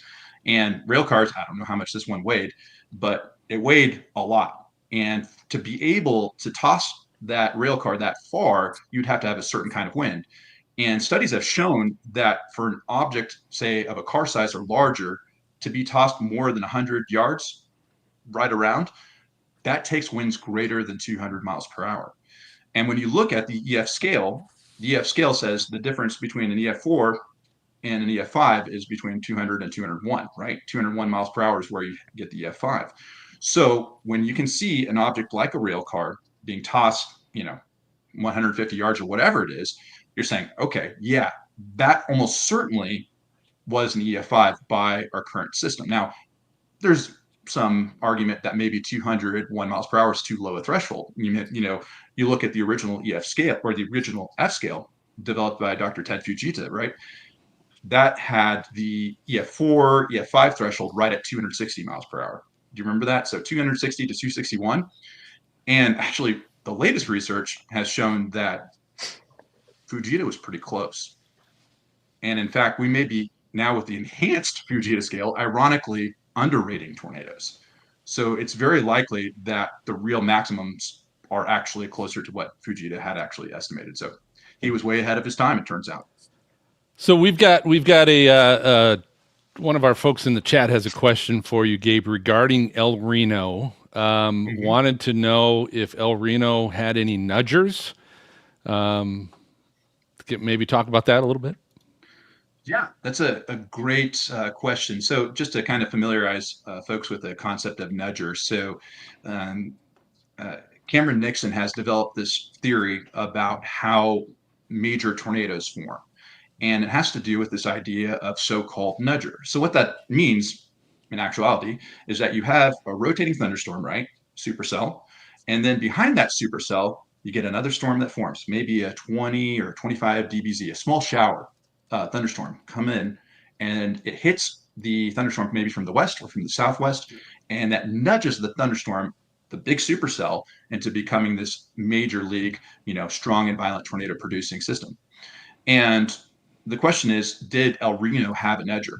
And to my mind, and I don't remember all the details on that, but I'm pretty sure it did, because I don't know how many of you recall that event in general, but it wasn't just the El Reno tornado. It was the El Reno tornado plus a bunch of historic flooding in central Oklahoma. There were lots and lots of thunderstorms in that area. And so there were a lot of thunderstorms forming right along this stationary boundary on which the El Reno tornado formed, right? So I believe there was indeed, and I think it could have had a very important impact into producing that tornado. In fact, arguably, you might not have too many major tornadoes that form without one. To be honest with you, Gabe, if I remember right, you remember the first tornado report was in Calumet, which was just to the west of the initial supercell was just to the northwest of the next supercell down that line that ended up being El Reno tornado. So to go back on that, playing that back in my head, I do remember that nudger situation probably did play a part, just because of that initial tornado was not the first that was the first supercell. The second supercell that really got going just to the south was the Reno tornado. So yeah, that's a good point. I didn't even think about that. Yeah, and what's wild too, in addition to that one, is you look at the May 3rd, 1999 tornado, right? The big one. There were a lot of them, right? 60 plus, but the one that we always think about, the Bridge Creek tornado, right? I went and looked at that radar data a few months ago to just kind of check on that, because I'm interested in what Cameron has to say about all this stuff. And I said, well, can I find a proof case that, okay, Cameron, you're off. There was no nudger in that case. I don't remember a nudger. And so I went and looked, and sure enough, right around Amber, Oklahoma, which is right just northeast of Chickasha, if you know Oklahoma, just southwest of Oklahoma City, there's a little 25, 30 dBz shower that goes into storm A, the big storm of the day. And, right after that, you have the F5. So I don't know. Correlation versus causation, I don't know. You look at some of Kyle Gillette's work. He's apparently, I don't know if you know Kyle Gillette, he does the Sounder Pi stuff. And Kyle has just released some information on some of his master's work, which shows that some simulations that he's done with this nudger theory are showing, in fact, that, hey, it has some bones, it has some meat on the bones. There's real indication within these simulations that the thunderstorms forming to the southwest or west of the supercell are promoting stronger tornadoes. So I want to ask a question that probably a lot of our viewers are wanting to know, Gabe, because I'm sure we got a lot of chasers, we got a lot of weather enthusiasts watching right now. Mr. Advanced Meteorology, what are the things that you're looking at, and how soon in advance are you starting to look at the severe season and getting a feel for where it might be going? Obviously, you're not going to get specifics far out, but you can maybe get a feel. What are you looking for, and when are you looking for it? That's a great question. So there's a hint of maybe a seasonal forecast in that question. And to be honest with you, I don't do a lot of seasonal forecasting at this time. But one of the things I look for is, the drought conditions, right? So one of the biggest, I guess you could call it, forcings for severe weather in the plains is this feature called the elevated mixed layer. It's a lot of words, but basically means that it's this blob of air that forms just east of the Rockies, right? And it gets detached from the surface and it moves over the plains. And in that blob of air, there's a very stark difference in temperature. And that blob of air becomes stronger, the difference in temperature becomes stronger the drier it is out to the west. So something I look for is, what are the drought conditions? If we have a drought, maybe we'll have a stronger elevated mixed layer, and that would contribute potentially to more instability. Now, you can go too far to the other direction. You look at 2011, we had a strong, what we call elevated mixed layer, but what was the case? It was just so strong that it capped off the weather. So what that means is that it suppressed the development of storms. So it's kind of a double-edged sword. So that's something that I might look for.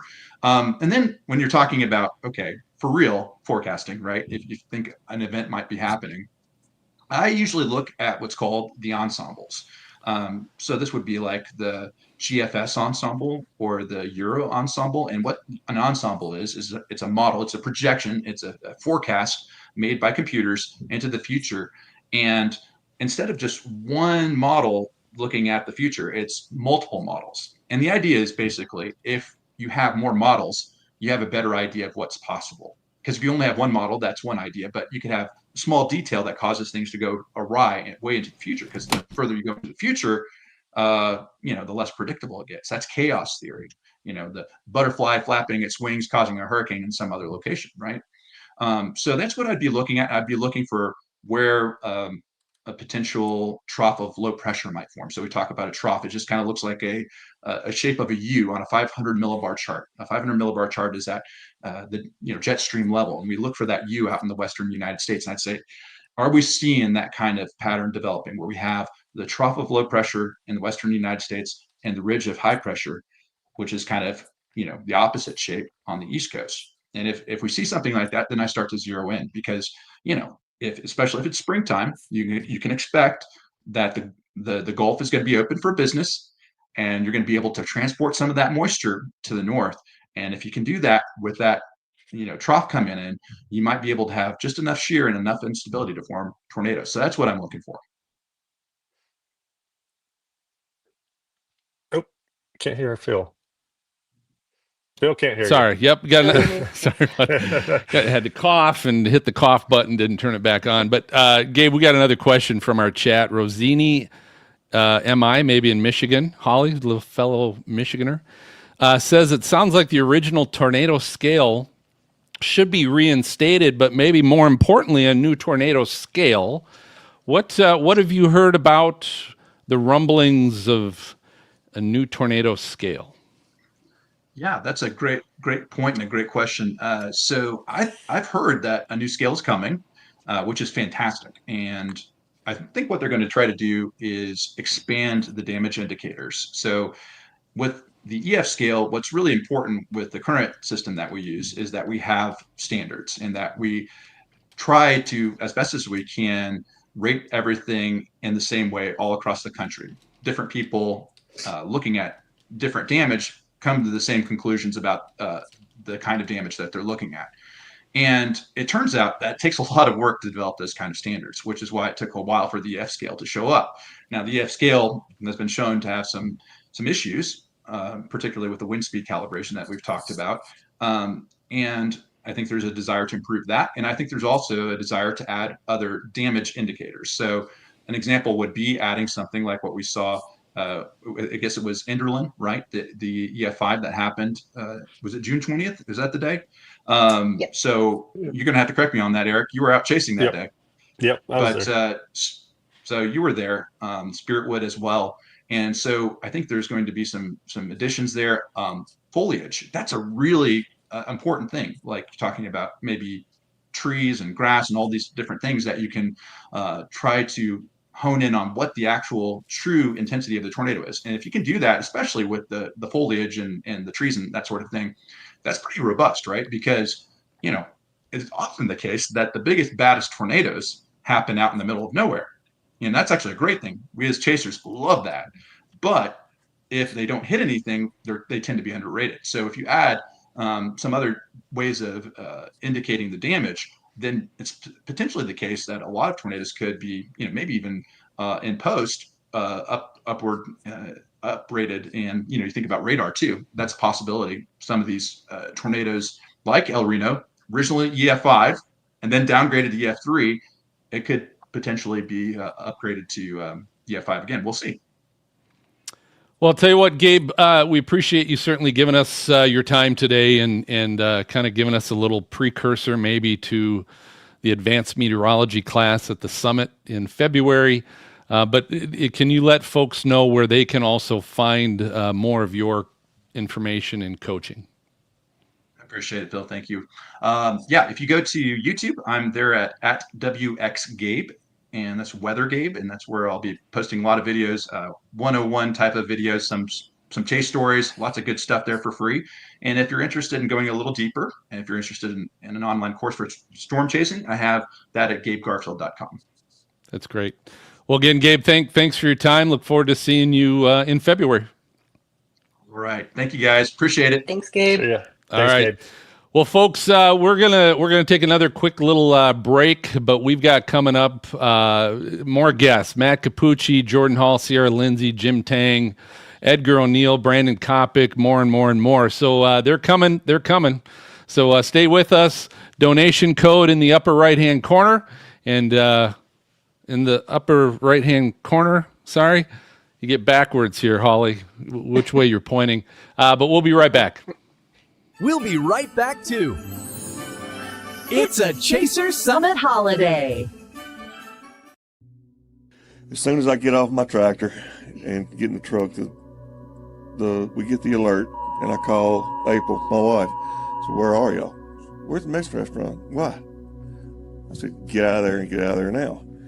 Where are you? And I said, I'm on the way. Well, they tell me the Mexican restaurant's gone, and is Mom alive? I said, yeah, she's alive, but the whole time I'm trying to call her. It's not going to voicemail. It's just not ringing. The towers are down. And so that alarms me. And I have a son that's behind me in another truck, and I know we're headed right into the storm. I sent my son north. I said, you go north until I tell you come south. And I'm screaming down this thing. I can see this beast in front of me. And I'm going 114 miles an hour in rain and wind, and it's just lightning, blinding you. The truck's shaking. I finally make it to Rolling Fork. After I run out of gas, I have to get picked up and get in another vehicle. And we get into Rolling Fork. You recognize nothing. The chasers that were there, y'all didn't know Rolling Fork. I grew up there. I've been there since 1985. I couldn't recognize anything. It's chaos.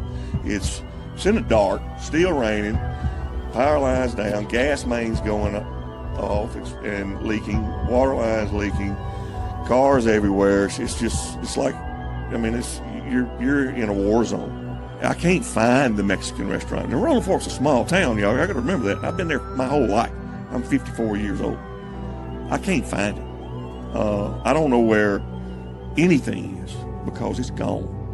If there is a app that I can listen to storm chasers on during a live storm, that's who I want to listen to. I want the information before it happens, and you guys bring it. And thank you. Santa just got run over by a reindeer.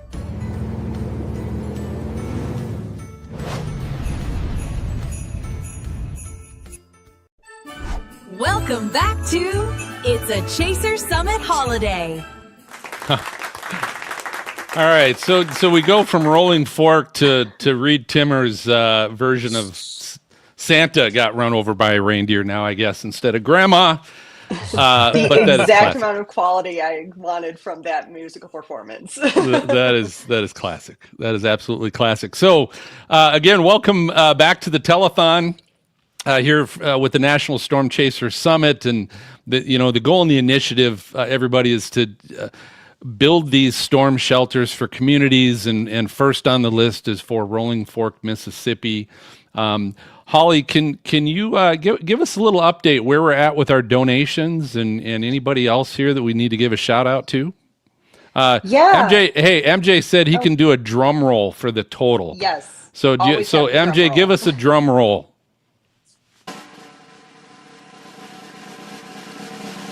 Our current total is we're at $2,130 so far. That's awesome. So thank you Awesome. to everybody who has given. We appreciate you, and know that your money is going to an excellent cause. And for those of you who still have time, have not made your gift, you have plenty of time to do so. We'll be here all day. That's awesome. Thank you, everybody. Confetti. Yeah, thanks everybody that have already made donations. Your donation, we're scrolling them across the bottom of the screen as well, just as kind of just a little thank you for that. We are going to we now are going to go to Matt Capucci. So we had the joy, Edgar O'Neill, who's a big help for us getting all this telethon set up. he actually did a pre-recorded interview with meteorologist Matthew Capucci, also storm chaser. And MJ, let's go ahead and roll that now. For like people that don't know you, like what's kind of like your origin story to like, you know, getting into weather? My villain origin story. Yeah, your villain origin story. I became a villain in 2023. No, I'm trying to think. My weather origin story. See, for me, I've always loved it. I remember being like 2 years old and seeing the anemometer spinning on the neighbor's roof.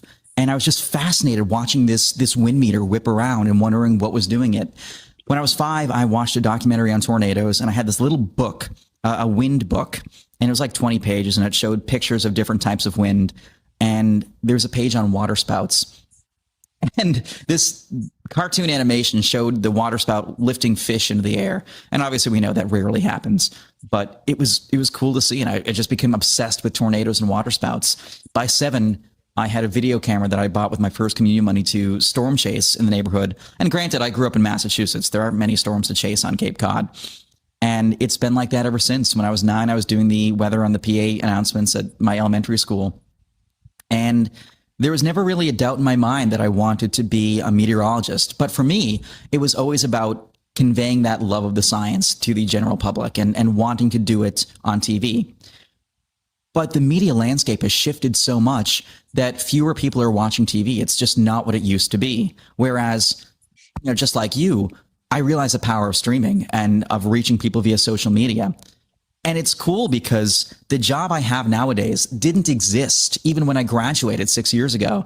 You know, Andy at My Radar messaged me and said, hey, come work for us. You can design your own job, design your own schedule, design your own salary, design your own everything.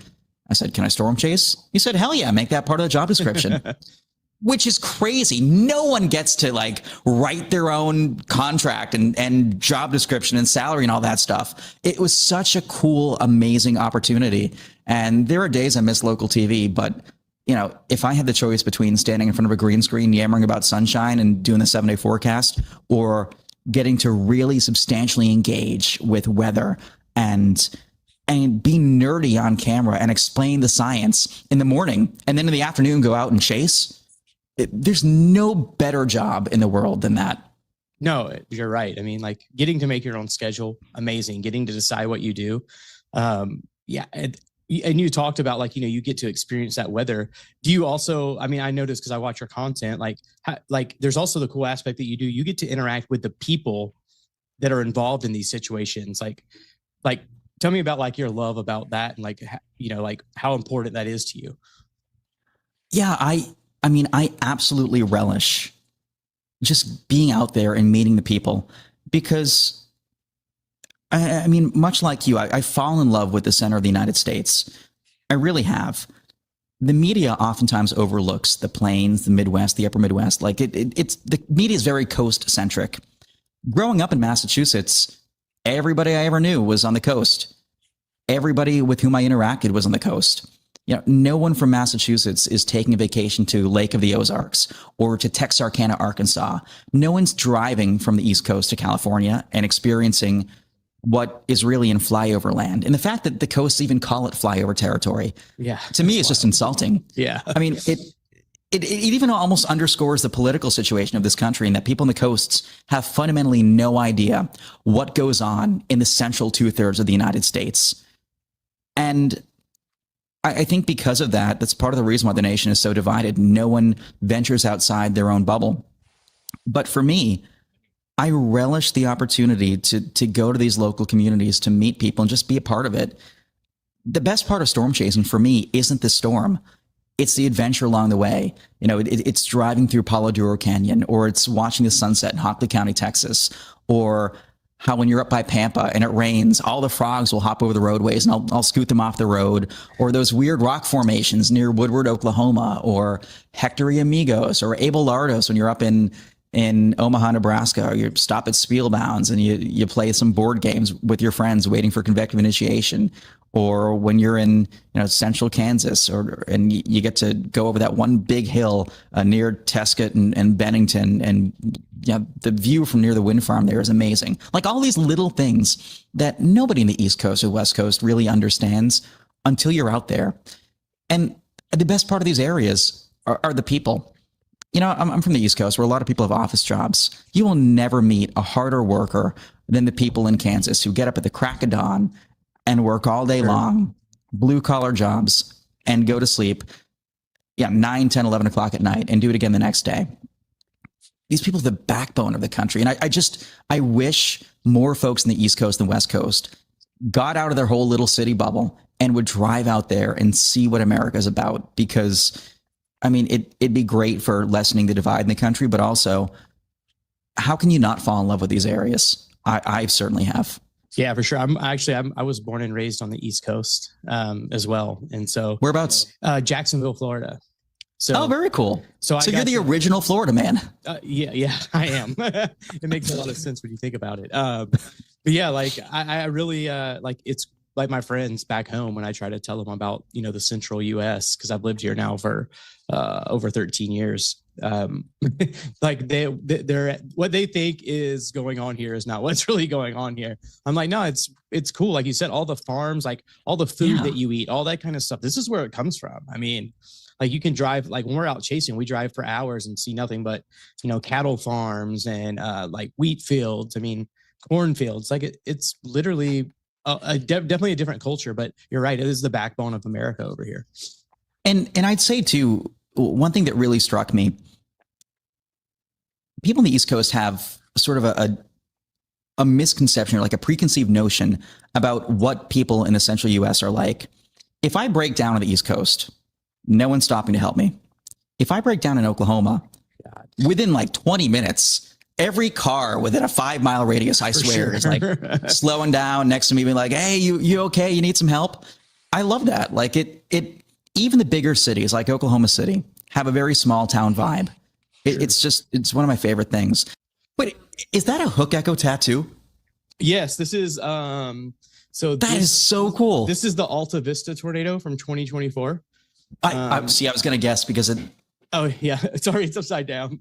But yeah, like so I knew it was either being inside of a tornado. That was my first time with Reed. Jeez. We were in a Jeep Wrangler, and he was outside the vehicle. He got of course he was. He got so what's crazy is the way the RFD came around and the way the Jeep was aligned. The wind was hitting his door, and he was trying to get in the car in the tornado, and it wouldn't open. And I had to get on my back and like donkey kick with my feet the door open. It was like, that was my first chase with Reed Timmer too. That was my welcome to chasing with Reed moment right then.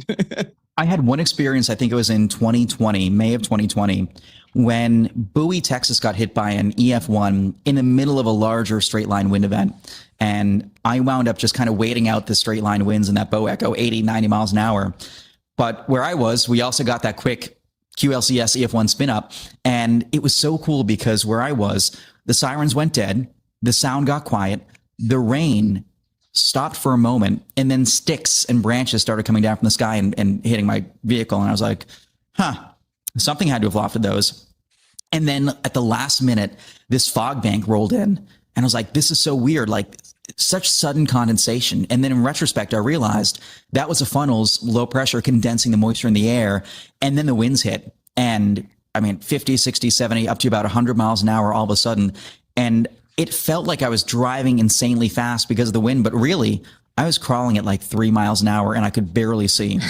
Parked the vehicle, and I was trying to get out so I could sort of crouch down outside. And much like you, I couldn't open the car door. And so I hopped in the center console and I like donkey kicked the thing out and got out, slipped outside, and I had the video camera going the whole time. And I was like, well, gang, we're in the tornado. It was cool. And seeing, obviously, we don't recommend folks try that at home, but to experience the power firsthand of an EF1 and to think, an EF3, EF4 is an order of magnitude, if not more, stronger. It was pretty compelling.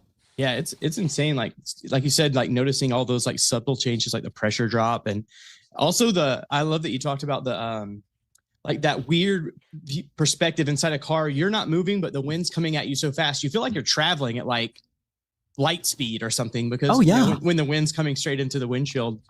Me and Reed on the Robert Lee tornado, we got stuck inside that one in a truck, and it like literally did a loop-de-loop over us. And that was just one of the most crazy experiences, just being like, looking out and just looking like all hell was coming down. And I was like, what are we doing? But I mean, like I said, don't suggest other people to do that. But if you happen to find yourself in that situation, it's definitely crazy. Do you ever have moments in your career? Because I do once in a while. Obviously, I love what I do. I know you do too. But do you ever have moments in your career when like you're in the thick of things, you're hungry, you're like soaked in rain and sweat, and it's been like a hell of a day, and you got leaves and sticks and branches in your hair, and you're looking for the nearest gas station, it's like 120 miles away, and you're like, where the hell am I? How the hell did I get to this point? Like, why did I not become an actuary or whatever else? For sure, especially when I'm chasing solo, because like once I'm on the storm, like I'm not paying attention to where I'm at GPS wise. Yeah. My eyes are on the storm and I'm just following it. I may glance down to see what routes I have, but then it's funny because you'll and time flies when you're doing that. Like 4 hours will go by and you're like, dang, I'm like 200 miles away from where I started, and I have no idea. I'm in the middle of like North Dakota with like. I've gotten myself in so many sketchy situations with gas like that too, because you're like, oh, wow, now there's not a gas station within like 3 hours. Oh, yeah. Been there, done that many times. All right. Great interview with Matt Capucci and Edgar O'Neill. Thanks again, Edgar, for that. We are going to take a quick break, but the guests keep coming. We got Dr. David Bodine in the green room. He's next. Jordan Hall, Sierra Lindsay, Jim Tang. They're all coming right back. Stay tuned. We'll be right back to It's a Chaser Summit Holiday. On the morning after the March 2023 tornado, Rolling Fork, Mississippi awoke to a silence that felt heavier than the storm itself.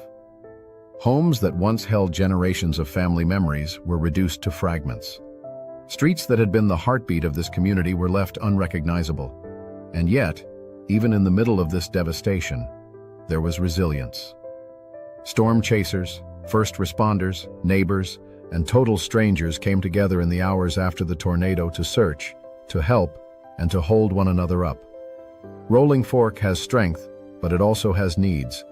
And today, we, this entire weather community, have the chance to stand with them once again. Your donation goes directly toward building a community storm shelter for the people of Rolling Fork. A safe place. A place of protection. A place that can prevent this kind of heartbreak from ever happening again. Together we can turn tragedy into action, and action into hope.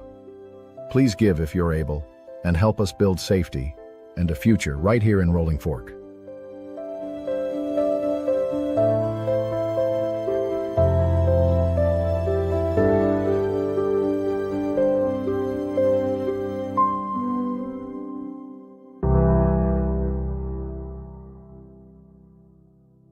Hey guys, it's Alina Cooper here, and I just wanted to wish you all a very Merry Christmas and a happy holiday season.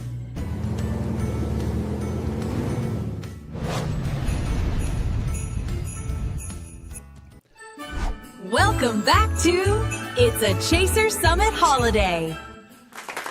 All right, welcome back, everybody, to the telethon. Again, we're putting this all on. All these guests are giving us their time and talents today for the cause, and the cause is the National Storm Chaser Summit's initiative to build these community storm shelters.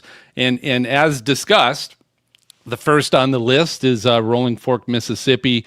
So all of your donations today are going to that. But before we bring in our next guest, Holly, give us an update. Where are we at?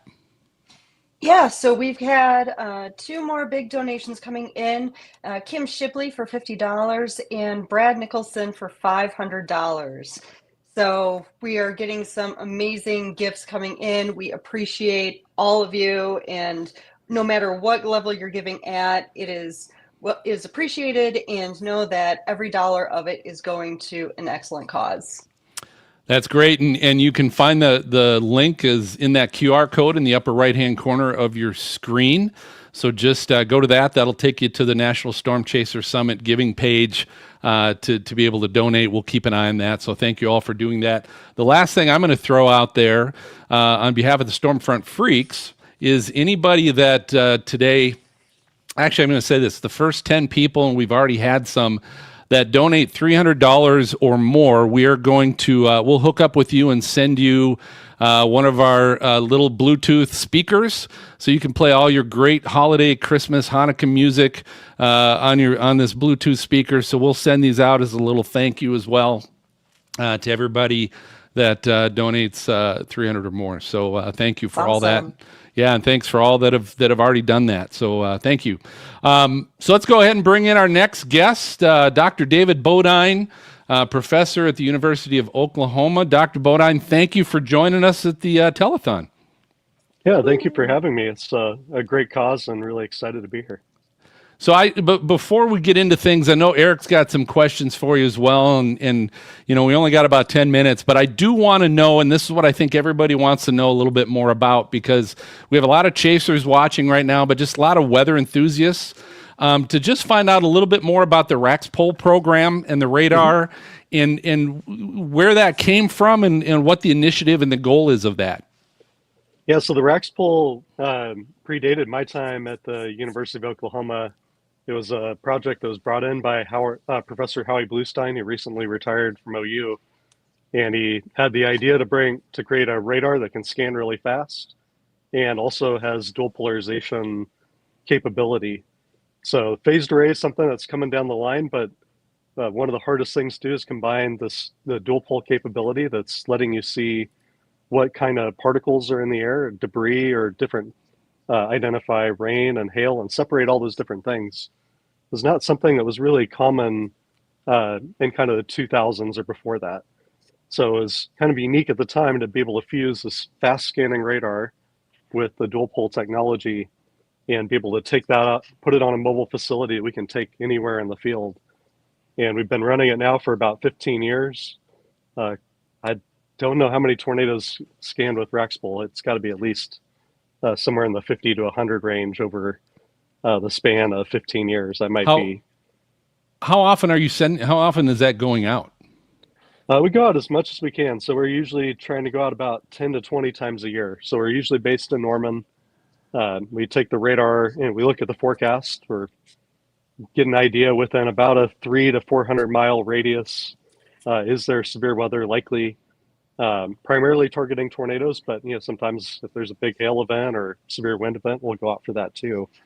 But we'll go out into Oklahoma, Texas, Kansas. If it's a really slow year, we'll wander up into Colorado and the northern plains as well. But usually something that we can go out and back because we've got students who are taking classes. And anytime we can. Don't go ahead.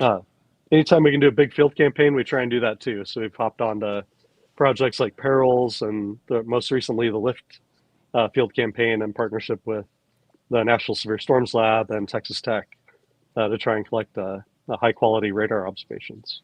And you're making that data available publicly, right? Yes. So just quick, because I know, again, there's a lot of people that would like to track that live, and while you're doing it, where can they track that?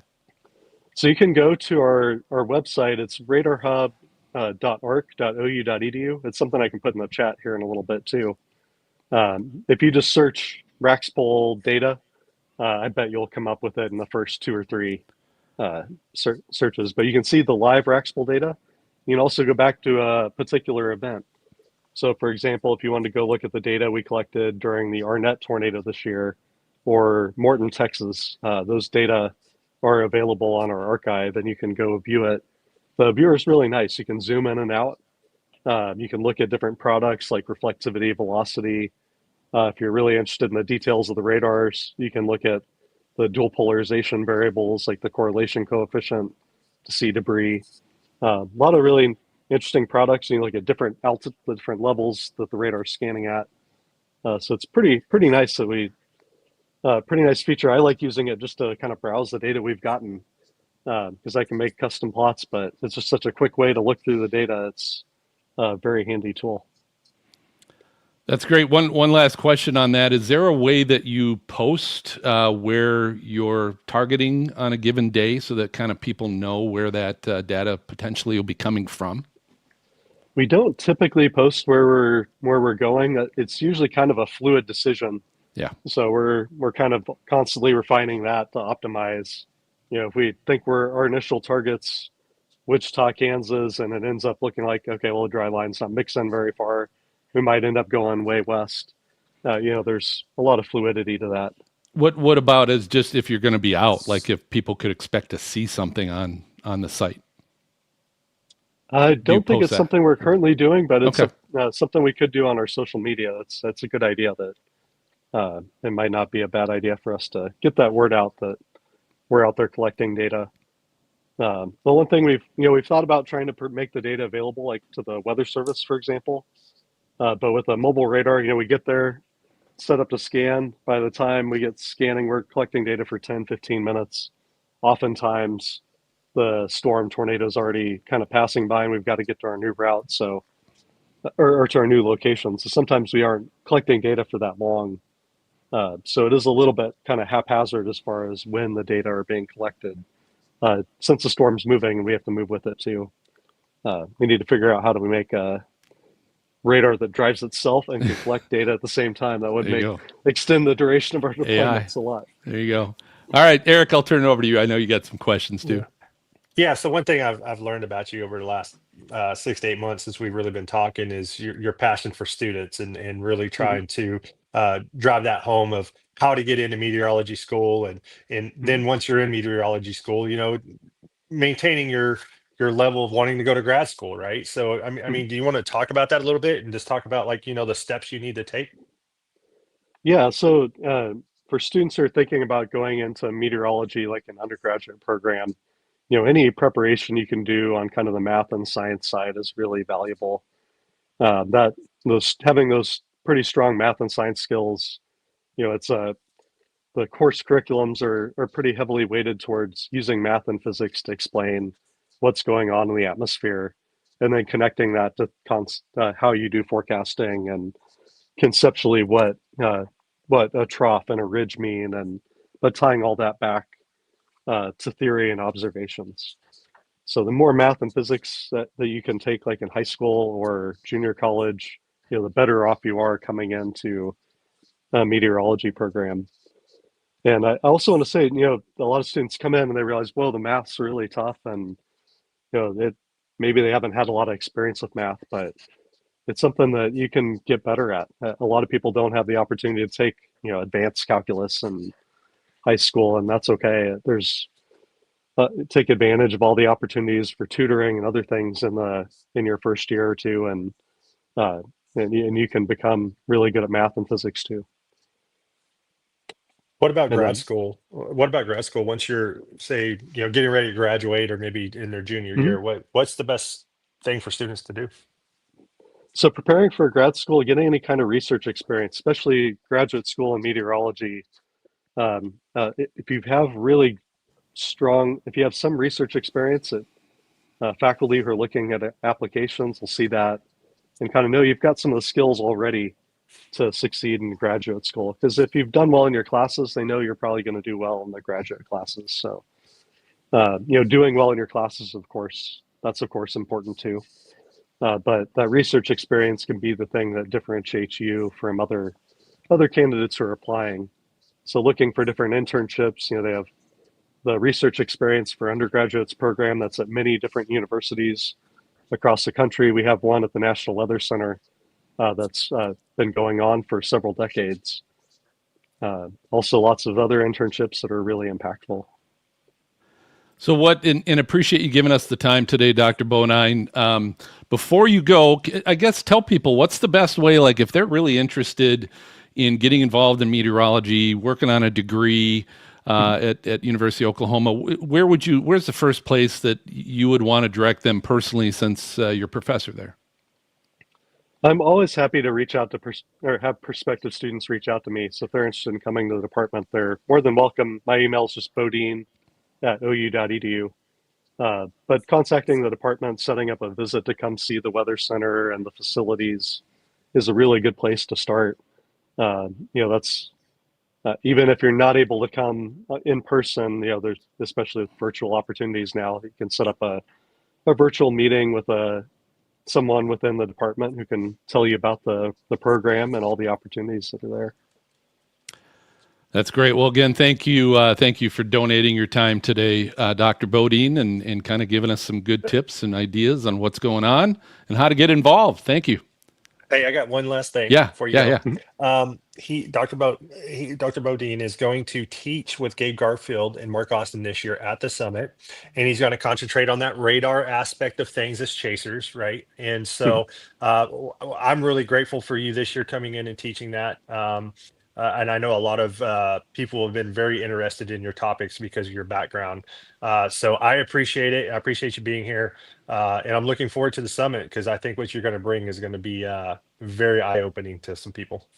Yeah, I'm really excited to teach that course and talk about some of the really exciting radar and help everyone learn to interpret radar data better. It's very excited about that. That's great.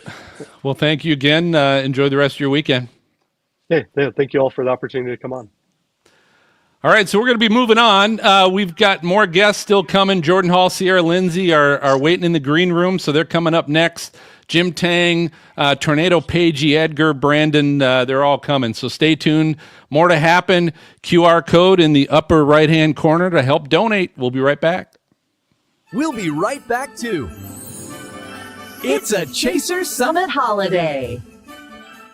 Welcome to Oz Safe Rooms, builders of the only single-pour, seamless concrete above-ground tornado safe room, proven to save lives, whether taking a direct hit or in the direct path of an EF5 tornado, making the Oz Safe Room a FEMA mitigation success story. When you choose an Oz Safe Room, our sole priority is to ensure the safety of your family and pets. And we have many different options to choose from. Oz offers many sizes and options to suit different needs, from our smallest 6-person up to our community style or custom safe rooms. Once you've chosen what size and style of Oz safe room you prefer, our team jumps into action to carefully work out every detail. Once the site visit is complete, we draw up the site plan and fill out all the paperwork necessary to inform the city where the structure will be located so that the needed permits can be acquired. Day one of the build, our team will stake out the corners of the room based on the site plan we used to acquire the city permit. With your approval of the location, we will begin the forming process by first digging the base by hand. Day two, we begin filling the forms with concrete. During the pouring process, the concrete is vibrated, removing air and water pockets, making the concrete stronger, resulting in a strength of around 5,000 psi. The 18-inch thick ceiling of the Oz Safe Room is the thickest in the industry, providing maximum protection from falling debris, including cars and pickup trucks. The walls are 8 inches to 10 inches thick, providing maximum protection from flying debris. On day 3, we complete the safe room. The forms are removed, the structure is inspected, and any imperfections in the structure are ground down to be smooth. The tile floor is then added along with the built-in bench, and the door assembly is installed before a final inspection is completed on your Oz Safe Room. The Oz Safe Room can be textured, painted, bricked, or even given a stone veneer. Roof structures may also be added. As a wife and mom myself living in Oklahoma, the Oz Safe Room was the only choice I felt confident in for the safety of our family. Not only is the Oz easy for our young children to use, but also for our older family members that could have difficulty crawling into a small opening in our garage or using stairs. When I learned about the dangers of other so-called tornado shelters that are really only mild storm shelters, I knew that Oz was the only choice for our home. I hope we don't ever need it, but I have confidence that if we do, we'll be completely safe no matter how severe the tornado may be. Call today. Our team is ready to help. Hey, what's up, guys? Meteorologist Stormcat 5. Hope all of you are having a wonderful Storm Chaser Summit and Telethon. Merry Christmas from all of us here at the Stormfront Freaks. Hey everyone, this is meteorologist Dina Knightley from the Stormfront Freaks. I wanted to wish everybody a Merry Christmas and a Happy New Year. I hope it's a great one. I know for me, just to have everybody in my house at the same time is the biggest Christmas gift I could get, and I'm looking forward to it. Hope you have a great New Year as well. This is Stormcat 5, and I'll see you after Christmas.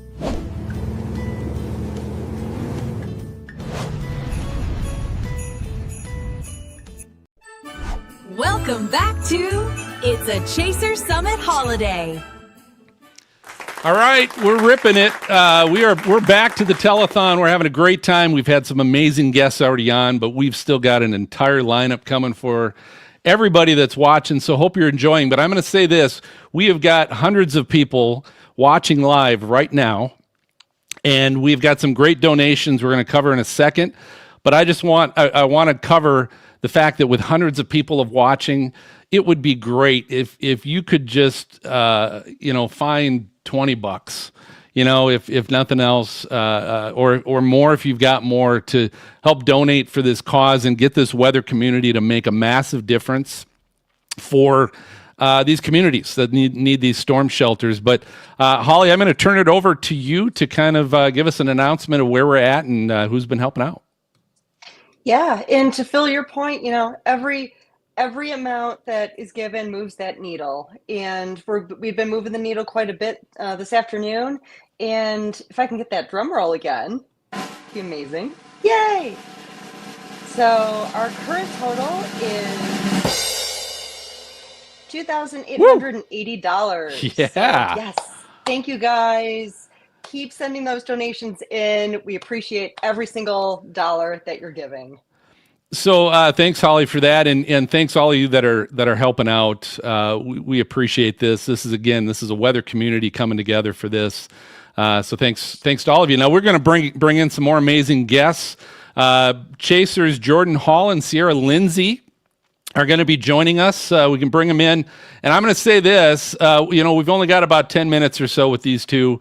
But in that 10 minutes, I'd love to see an extra $120 come in donations to at least get us to that $3,000 mark. So while we're hearing from Jordan and Lindsay, grab your phone, get it on that QR code in the upper right-hand corner, and do what you can. Like, whatever it is, do what you can, make a donation. But Jordan and Lindsay, so I want to share that these two were chasing the Rolling Fork, Mississippi tornado. And not that we need to dwell on that and cover that in detail, but you guys have chased Dixie Alley quite a bit. And it's kind of own little unique chasing experience and skills and talents and expectations that you need to have if you're going to do that. So welcome to the show and the telethon, Jordan and Lindsay. But yeah, tell us what you both feel are things that you need to know and do if you decide you want to chase Dixie Alley. Want to start? Yeah, so there are definitely a lot of differences between Dixie and the Plains, and really Dixie is just a whole nother beast. There's just a lot of things that you have to be ready for, prepared for, and yeah, it's definitely a different experience. And I think when we start talking about Dixie Alley and the Plains, obviously the Plains consists of like Oklahoma, Texas, Kansas. And we start talking about Dixie Alley, we start getting into Mississippi, Alabama, Louisiana. And as we transition into that time of the year, especially this winter and going into early spring, we're going to start seeing more of those nighttime tornadoes. And that's when the threat really increases for a lot of the safety and stuff. Yeah, like for example, I mean, typically when you're chasing in the Plains, you're chasing, you get sunlight. You're chasing normally in the spring, March, April, May, June, some of it if you're in the northern Plains, and you typically have a lot of sunlight. But once you start getting into Dixie Alley season, that's in December, January, February. That's where, a lot of places it's getting dark at like 5 o'clock. So a lot of your chasing ends up being at night, and that comes with a lot of difficulties with, visibility, and not just for the chasers, but for residents living there. A lot of people are inside their homes at night. Sometimes people are sleeping, and a lot of times it makes it more difficult for them to see that a tornado is coming. So it's definitely very different than the Plains in that aspect. Yeah, nighttime tornado certainly is another chasing subsection, I guess, that you need to be prepared for. But chasing nighttime in Dixie Alley, what are the other challenges that you definitely need to be aware of for that? I would say, well, with Dixie comes a lot of trees, less road options. Obviously, when you're in southern Kansas or even Oklahoma, you have almost a gridded road pattern. You can turn every mile or so. And once you start getting into especially that Mississippi River Delta, you only have a couple of river crossings when you start. Yeah. Only a couple of river crossings. You don't have a lot of roads. And also the threat of trees coming down and just blocking the road and maybe getting you trapped in the path or not being able to keep up with the storm is definitely a factor there. Yeah. Yeah. So I'm going to segue a little bit with this question, segue over to Eric, because I know he's going to have some questions for you as well. But, as we're getting ready for the Chaser Summit here in February, what are you guys looking forward to, and what is your involvement going to be? Well, I know I'm excited to see everybody in one place again. Storm Summit's always a great place to come together, see everybody, get basically, put a face to the name that you see on social media, and all around. I think it's just one of my favorite times of the year, just to kind of get back together. Obviously, if you are involved in the drinking, you guys can have some fun with that, but also just, meeting new people and getting connections. Yeah, I agree completely. I look forward to it every year, just where all of us can come together and just be our weird, goofy weather selves. It's just awesome. We can just geek out. That's a good point. Goofy selves. Yeah. Yeah.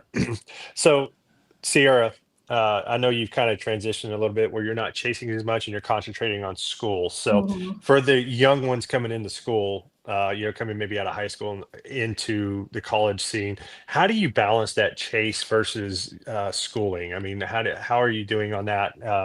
And as you know, we all want to be out chasing, but how are you doing on that? And what do you recommend for the younger people coming in?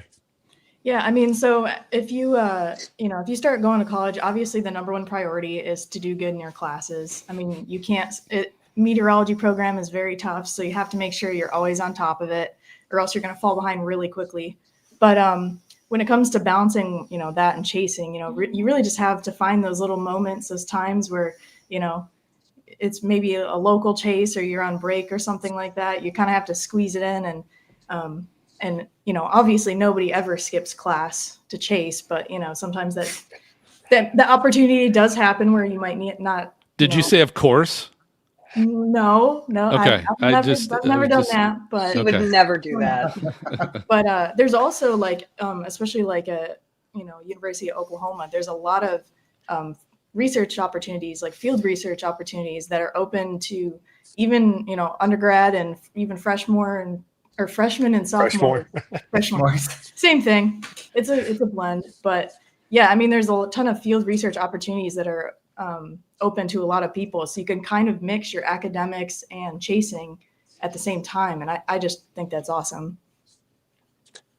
So Jordan, you over the last 3-4 years, you've seen your career progressively increase. And one thing I've noticed about you is your technology, right? It seems like every time that we're together in the field or something, I'm like, holy crap, man, that's cool technology. And it's mainly, geared around the streaming and getting that visuals out to the people that need it. What are your thoughts on technology coming up, the differences, say, Starlink versus not Starlink? If you want to talk about it, especially with, the multiple avenues you can stream now. Yeah, I think technology is huge, and with technology advancing faster, we can keep up with it. It's always, for me, important to stay up to date and try to get the next best thing. And when you transition the tech and the cameras, obviously the drone stuff, but into streaming and getting that out to people in real time, which people obviously rely on a lot of our streams, Brandon Kopic, Connor Crop, all of us, to see what's happening in real time and versus, getting the warning and knowing, hey, there's actually a tornado here. I think it's very important to be up to date on the tech. And Starlink has been a very big help, but I also think ISP Tech, which was at the summit last year, has been a big help also, being able to keep everything connected. So when we are in places like Dixie Alley and there's no cell signal, that we're able to still get something out there. And just staying up to date on the newest tech and knowing how to implement it is another important thing. I think anybody can go out there and buy the most expensive streaming equipment and most expensive cameras.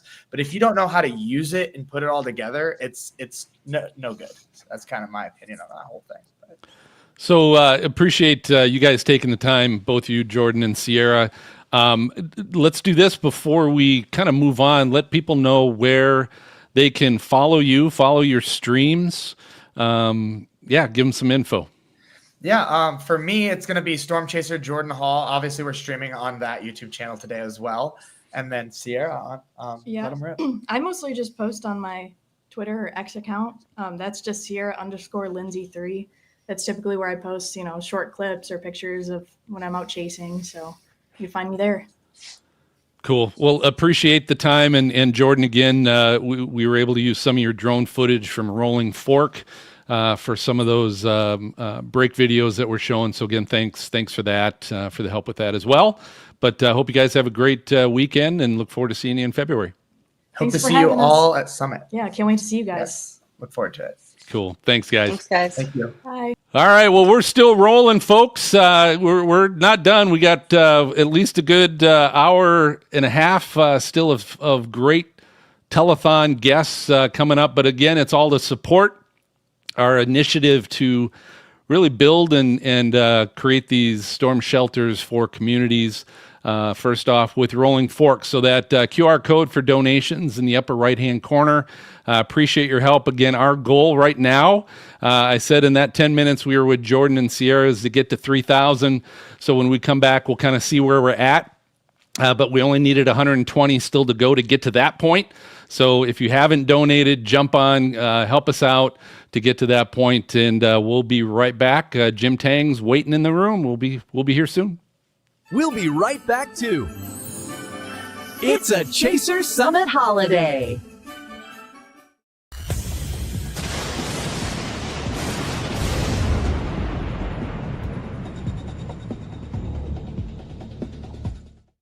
Back in 2015, we had a tornado was coming through the neighborhood. My neighbors and my wife, we went into the shelter.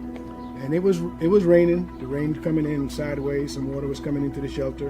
And then in the morning, I got up and I went to work. And I told my wife, when you get out there, can you go out there and kind of dry up the shelter, because I think there's some water in there. So when we opened the door of the shelter, I started crying. I said, this is a dead truck. That's what I told him. It's a dead truck. We were kind of scared to get in there because I figure, we stay in there, tornado comes through, knock the house down, we in there, hey, we got saved from the tornado, but then we drowned, and that didn't make any sense. I became aware of the Oz Safe Shelter, and basically because of my neighbor, and I've seen some of the commercials on TV, but my neighbor, when I went over there and looked at his, it convinced me that this is what I needed. Well, the process of getting the Oz Shelter was, for me, it was simple. The experience was great. Great guys, very polite. And I told Andrew, I said, the only thing I was disappointed was that when I asked them, hey, you want some lunch? You want something to eat? All of them said no, and I was disappointed. We okay. We okay. Are you sure? Yeah, we okay. So it was great. It was a great experience. What really impresses me about the Oz Safe Room is that the boss of the company, Andrew, he's here making sure that his workers are doing the job the right way. And that really impresses us about the company. Even if we think about the price, the value of your family is worth it all. You can't put a price on the value of your family. What Oz Safe Rooms did here in Del City, we were able to come into this customer's yard with no heavy equipment. We filled in another underground shelter, which the family said was a death trap. Remember, just because you have a storm shelter doesn't mean you shouldn't buy a proven tornado-proof safe room. We have an 18-inch thick ceiling, 8-inch thick walls with a 10-inch thick floor. Remember, whatever you put together in pieces will come apart in pieces. We built this unit from scratch. We hand dug it, we removed the dirt, we formed it, we pumped the concrete from the street and dismantled the forms. What we try to do is make it look like we were never here. Please come down and visit the experts at Oz Safe Rooms. We are located at 3216 Southeast 30th Street in Del City. If you get a chance, look up our website at ozsaferooms.com and check out our Facebook page. Please, don't make the same mistake other families are making. Come down and see the experts at Oz Safe Rooms. He played that drum for me, rum pum pum pum pum, rum pum pum pum, playing that drum. Playing the drum, rum pum pum pum.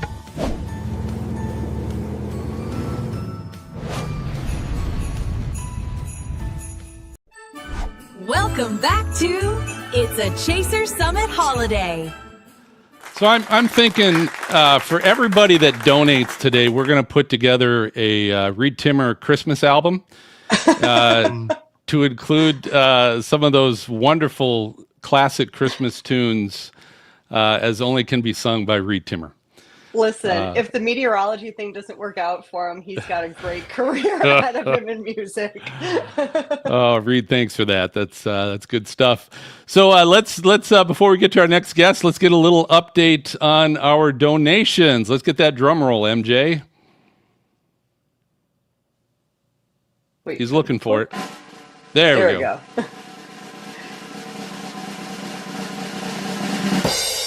And we can say that we officially have hit $3,000. Yes. Thank you, everybody. Thanks for getting us to that mark there in that time period. Great job, everybody, for being involved and donating. Love the confetti. So again, Holly, just quick remind everybody what we're raising money for. So we are raising money for the new initiative that the National Storm Chaser Summit has started, where we will be donating and installing storm shelters in tornado-prone, underserved parts of the country. And we are kicking it off with our first shelter to be donated to the city of Rolling Fork, Mississippi, which, as many of you might remember, was hit by a high-end EF4 the night of March 24th, 2023, and they are still in the rebuilding process. So it is imperative that we give them something that they can have a public shelter and stay safe. And I want to add to this too, because the thing is with Rolling Fork, why do we pick Rolling Fork? Believe it or not, the county and the city is the lowest underprivileged town in the United States. So that section, and especially the Mississippi Delta, they are extremely underprivileged. So our whole goal in this, and it's not just Rolling Fork, we're hoping to move this around, right? This is just the start. So every dollar is going to be used for the shelters, and it's, we're hoping to do as many as possible. So, it's not a cheap endeavor, but it can be done. And so, that's why we chose Rolling Fork. It was just because, it was impacted. It's the lowest income community, and it's the most needed area in the United States, in our opinion. And many of us were chasing that night and saw what the effects of a high-end nighttime EF4 tornado can do to a small town. And I know many of us were affected by it. So it's the least we can do to help the city. All right, so we got hundreds of you watching and participating in our telethon today, getting a chance to hear from all these amazing guests that are giving their time to be on here today. So the QR code is in the upper right-hand corner. You can go to that. You can make your donation to the cause right there. But we're going to keep moving. Let's bring in our next guest, MJ. Storm Chaser Jim Tang. Welcome, my friend, to the telethon. And I know you were kind of a last-minute ad, so we really appreciate you finding the time to join us today. But we're talking about the Storm Chaser Summit. And I remember 2 years ago, we were chit-chatting a little bit, and you were talking about this, some kind of project you were working on, and it was this kind of chase update, archive update of chases, and you had this idea going, and it was awesome.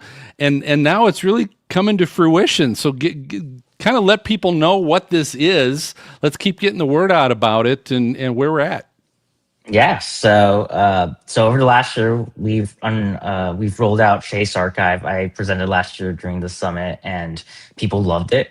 And so now we have it's really just a meteorological data repository right now, right? You can see satellite imagery, radar imagery, surface obs to a level of detail which you really haven't seen before on any website. So we were really careful in rolling this out for at least the big events over the past few years. And now we have events with all this data all the way back to 2015.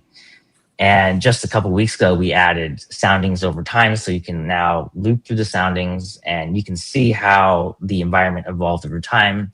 And Trey's been using this data in his videos. So it's been really great. What do you think? What's the next evolution of this, and where you expect this to go? And again, how can more? We'll cover with that first. I want to ask you two questions at once. So exactly. So now that we're at this point, we want to kind of pivot a little bit our focus towards the user. So we want to add the capability for chasers to identify which chases they participate in, right? What do they chase? We want to be able to have bookmarks, right? So we want to have chasers be able to save certain cases that were really interesting to them. And we want chasers to be able to rate chases, right? So this is something that Cameron Nixon and I have both talked about online, on Twitter. Like for example, on Amazon, you can rate certain products, 5 stars, right? Did you enjoy using this? And so kind of similar idea. We want to be able to rate cases to be able to say, 10 years down the line, when looking back at 2025, well, which one of Wellfleet and Gary got most 5-star ratings, right? So we want to have that capability, and that will really tie into the whole science aspect of it, where we can filter cases by let's say more than 4 stars, right? That a lot of chases were on, that a lot of people were chasing, right? And we can see what was the meteorology that led to that kind of outcome. So what we really want is we want a lot of chaser participation in this. And I've been frantically coding this, and we are hoping to unveil this before the summit to actually have all these capabilities for the user rolled out. So we want lots of participation in this, and be able to rate, to be able to rate and bookmark and all these features. So, and you mentioned going back to go ahead, Holly. Sorry. Oh, sorry. You mentioned chases going back to 2015. Are you also getting chases from pre-2015, or are you just starting from there and focusing there? Yes. Focusing there for right now. So for now, we have focused only on 2015 after just because of our data sources, but we are planning to backfill more of that. So right now I have some code ready for to backfill that to 2010. So we're finishing that up, and we're also going to hopefully unveil that over the next month or so. Amazing. So Jim, I think the first time I ever met you was at the summit in Oklahoma City. I don't know, 3-4 years ago. I think it was 2022. In your opinion, why should everybody go to the summit, and why do you support it every year? Because I think, honestly, you always stick out to me when you're there, because you're just always having fun with everybody. So, well, I am having fun. I think that's the primary reason, right? It's yeah, absolutely. So yeah, it's a fun time. It's a great place to meet people. I will say that it's just everyone's there. Everyone who's into weather, who's into chasing, who's into just a ton of stuff, right? There's all kinds of people there. You get to meet a lot of different people. You get to have fun. So that's honestly, that's the primary reason, right? Is to be able to see people and to have fun. It's a great time. And yeah, I encourage everyone who can make it to go. Yeah, and I can personally attest that you were one of the first people I met at my first summit, and you have been an integral part of my summit experience every single year. Thank you, and likewise. Yeah, and he just so you know, Jim, how close you were to winning Chase of the Year. It was between you and Tim Marshall, and we had to have 3 votes because he kept tying with Tim Marshall. And so, it was that close. We kept having a tie, and we had to keep re-voting. And then I had to go grab somebody to add somebody into the vote just to break it. So that's how close you were that year. So, but yeah, it was it was a good time. Praise. Yeah. Thank you. Really amazing year you had. So, what would you tell anybody aspiring to come into storm chasing? That younger audience. What would you say to do? Oh man. I would say, I mean, for me, I'm always going to be about the meteorology, right? So I'm very passionate about forecasting and figuring out what the atmosphere is doing, right? And so I would say, have fun with it. Treat it almost like a puzzle. I feel I say this every time, right? I treat every chase day like a puzzle. And it's one of the greatest feelings is not only do you get to, like, if you see a tornado or if you get to the storm of the day, right? Not only did you solve the puzzle, but your reward is something amazing that very few other people in the world get to experience and get to see, right? We are among a special group of people who are able to actually forecast, and understand the weather in a way where we can pursue it and have something to show for it at the end of the day. And that's something to be proud of. So to younger chasers, like that process, right? Engage in the process. The process of understanding the meteorology and solving the puzzle over let's figure out what the HER says, right? Like that's overtaking shortcuts basically, right? So the process is really important. It's been a long journey for me, as everyone knows. Like I've made a lot of mistakes. Mistakes are inevitable in this hobby. You'll bust, like everyone busts, right? So looking back on it, the whole process was rewarding. Well, I'll tell you what, Jim, before we go to break, let people know where they can not only find the Chaser archive, but also where they can follow you and your chase journey. Yeah, so the Chase Archive, just chasearchive.com. There's like a button that'll take you to the web app, and you can see all of 2025's cases. And there's like certain filters for the priority cases. And once we add the ability to log in and all these user actions, you can filter by bookmarks and what you chase as well.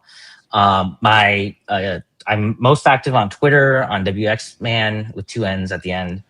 And I'm also on Instagram, Storm Chaser Tang, and on Facebook, Storm Chaser Tang as well. Less active on those platforms, but I visit from time to time. So yeah. That's good. Well, again, appreciate you jumping in and taking the time with us today and donating your great tips and information on the archive. That's awesome. So have a great weekend. Thank you, my friend. Thank you. All right. Well, we're gonna keep rolling on. We're now heading past 3,000 in donations. So thanks to all of you that have been helping to support the storm shelter cause that the National Storm Chaser Summit is doing. Again, the QR code, I got to get this right, in the upper right-hand corner, right up over there. Eric, Holly, whoop, there you go. Okay, Holly, you're off for me, but maybe there you go. All right, so we've got Bryce and Paige kind of waiting in the green room. They're going to be coming back. We've also got Edgar, Brandon, Jeremy, the Project Otis team. They're all coming up, so stay tuned. We'll be right back. We'll be right back too. It's a Chaser Summit holiday. We could hear like a small crackle. Anyway, the front of the restaurant, the glass was starting to spread, and then I just felt everything blowing in on us. Grabbed April, threw her in front of me and my daughter, and we did make it to the bathroom. As we were in a building that there was a Mexican restaurant and a Subway, and the bathroom was in the middle. And one of the things I just do remember is the toilet breaking and the smell.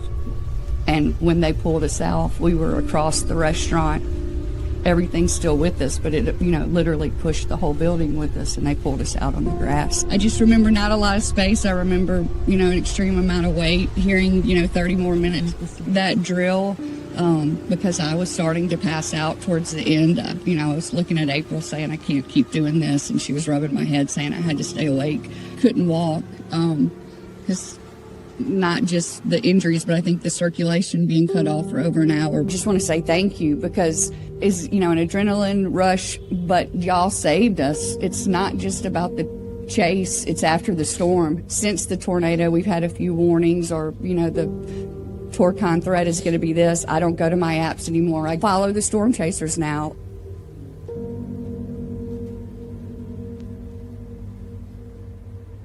Hey y'all, I'm meteorologist John Bankhoff here with Weatherfront. Just want to take a moment to wish you all a very Merry Christmas. It's one of my favorite times of the year, putting up outdoor decorations, baking cookies, decorating cookies, getting together with family, ideally being able to enjoy a snowstorm or two. It's just the best time of year. So on behalf of myself and Dylan Steinkruger, co-founders of Weatherfront, we wish you all the best and a very Merry Christmas.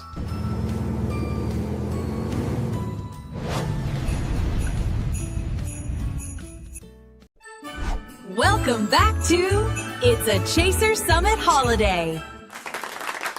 All right, Fox made it back from his potty break just in time to come back. We gotta try and find time for this stuff when we're going for 4 hours in a telethon. So, Eric, well done. That was pretty impressive, actually.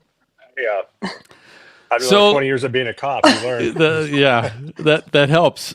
So, folks, we're here. The whole reason we're here, all these great guests, whole reason we're here is, to raise money to build these storm shelters, and so that's what we're here for today. And that QR code in the upper right hand corner is how you can help out, be a part of this weather community coming together to do that. But Holly, I'm going to turn it over to you to give us an update and who's been supporting. Yes, absolutely. We've gotten some big donations coming in the last few minutes, and if I can get another drum roll.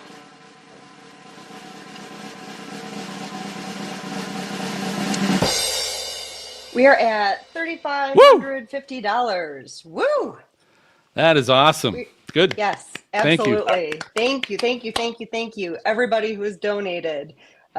We appreciate every single dollar that's come in. 100% of your donations is going directly to the shelter that we're planning to install in Rolling Fork, Mississippi. And because we are a nonprofit, we are a 501c3 nonprofit, all of these gifts are tax deductible. Yes, they are. Forgot about that, yeah. Yeah, the other thing too, Holly, is let them know about the drawing. Oh, yes. So we are going to have a drawing at the end of the telethon.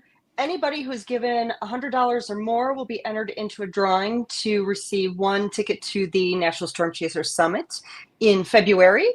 And anybody who gives $200 or more will be entered into a drawing to receive a ticket to the summit and a hotel room for the duration of the weekend. That's great. And anybody that does 300 or more, we're also going to send you a cute little Bluetooth speaker to play all your great holiday music. And when you donate, we'll figure out a way to get Reed's songs put together, and you can play it on the little Bluetooth speaker as well. I was going to say, are we going to burn it to a CD? Well, they don't do that anymore. Phil, Holly and I, when we all started talking about this, I think our achievable goal was going to be 3,000. I think we can get to 5,000. That's my goal now, is to get to 5,000. No, my personal goal has been, I think we can make it 5,000 by the end of this day. Yeah. So we're going to do this. We're going to bring in our next guest, and I'm hoping here in the next 10 to 15 minutes when we come back to get an update, I want to see how close we are to 4 as we work our way towards 5,000. But we're pleased to bring in Bryce and Paige, storm chasers, that you guys are very familiar with and know a lot about. Bryce, welcome to the telethon. You with us? Oh, can't hear you. Did you mute yourself? Hey, everybody. There we go. We got you. I don't know if we can hear or not. Oh, you can't hear us? Eric, ask a question. See if he can hear you. Hey, Bryce, Paige, can you hear us? Holly, go ahead. You try it. We can, Bryce, we can hear you. Can you hear us? Nothing? Nope. Nothing. So I'll tell you what. Hey, Bryce, why don't you click out, head out, and or I'm going to kick you out. Sorry. And then you just reconnect. Boop. There he goes. Just like that. Easy. We said hi to Bryce, and he's gone. I see Paige is in the chat, so I am going to do this while I try and we work on getting them back on. Eric, kind of again remind people about the Oz Safe Rooms and what you saw in them and why we're trying to partner up with them. Yeah, so it's I originally learned of Oz through James Menzies. He's also the co-founder of the summit. We started the summit way back in 2019 and started putting everything together. And he had one in his house. And what I loved about it, I didn't even know he had a storm shelter in his house, his safe room. And then I walked in, I realized it's an Oz safe room, and it was literally built into his house. Um, and he had every bit of his stuff, personal stuff, that belonged to him in this room, and it's literally the size of a bedroom. And so I learned about their custom fit and everything that was going on, and then I found out about they survive the only shelters to survive the Moore tornado in 2013 was the Oz safe rooms. And so when I got to looking more into it, we figured out why they were the ones that survived, and the technology that they do is one of a kind. It's FEMA rated, it's government rated, it's everything that Tim Marshall talked about. And so, Good. I was like, let me reach out to them, and they put one in my house, and then I had one, and then my wife had to go to the shelter 3 times. We lived outside of Shawnee, and as we we always know, it's a tornado magnet. And so my wife had to go to the shelter several times, and I felt comfortable with it because I knew the technology. So I just wanted to use them. I reached out to them, and they are gladly helping us out with this initiative. They're going to custom build each of these facilities as we need it, and That's great. they're just a great people to work with. That's great. That's great. And I already love what I'm seeing. I think we got Bryce and Paige back. Bryce, how are you doing on sound? You hear us now? I can hear you this time around now that we've reset. There we go. Sweet. I apologize. I kicked you out. I told everybody watching, hey, I got to kick him out so that he can come in and reset again. So sorry about that. That was me. Yeah, I think that reset worked. Good. So, tell us, Bryce, a little bit about how long personally you've been chasing, and along with that, what maybe shocked you or surprised you different this year as you were out? Yeah, I've been chasing for almost over a decade now. And I mean, this year for me, it would have to be the number of visible tornadoes that we saw this year. Yeah, and certainly we were talking a great year. Yeah, we were talking about that a little bit earlier, just about the number of photographic tornadoes there definitely were this year. Any particular one that I'm sure there's probably one that stands out with the two of you, but why don't you explain that? Which one stands out the most and maybe had a special moment for you and Paige? Yeah, definitely the Gary tornado. That's the tornado that, I mean, everybody's probably already seen the picture. We got engaged in front of the Gary tornado. Yes, you did. And I'm sure there's a lot of people that know about that, but I'm sure there's a lot of people watching right now that didn't know about that. We talked about it when we had you guys on our podcast a couple months ago. But what was it like for you? How long did you have to wait with that ring in your pocket to be able to finally find a moment to ask the question? I waited a while for that. I actually passed up the Wellfleet, Nebraska tornado because I wanted a tornado in South Dakota. That's our favorite state to chase in, so I wanted to do it there. So I had to wait probably 4, 5, 6 weeks and pass up multiple tornadoes for that one perfect one in Gary that day. Okay, so then tell us. So here's the Gary Dakota tornado. That was South Dakota, right? Correct. Yep. So what? How bad were the palms sweating? Like what was going through your head when there's a tornado in front of you, but then you're also thinking, obviously having been through that question myself and asking that question, being a married man, I didn't do it in front of a tornado. And I don't know if I could have been able to multitask. There's a tornado in front of me, and I've got to pop and ask this question. So in that brief little moment of thinking, this is it, how am I going to do it? Where am I going to do it? And your palms are sweating. Walk us through that probably brief second or two of thought. Yeah, it was more like, a 30-second time frame there when I was trying to coordinate, the tornado's over here. Here's a perfect road, a perfect opportunity, a perfect view to do it. But it definitely felt like an hour to me.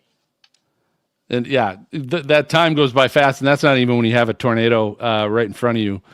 Yeah, going through that moment.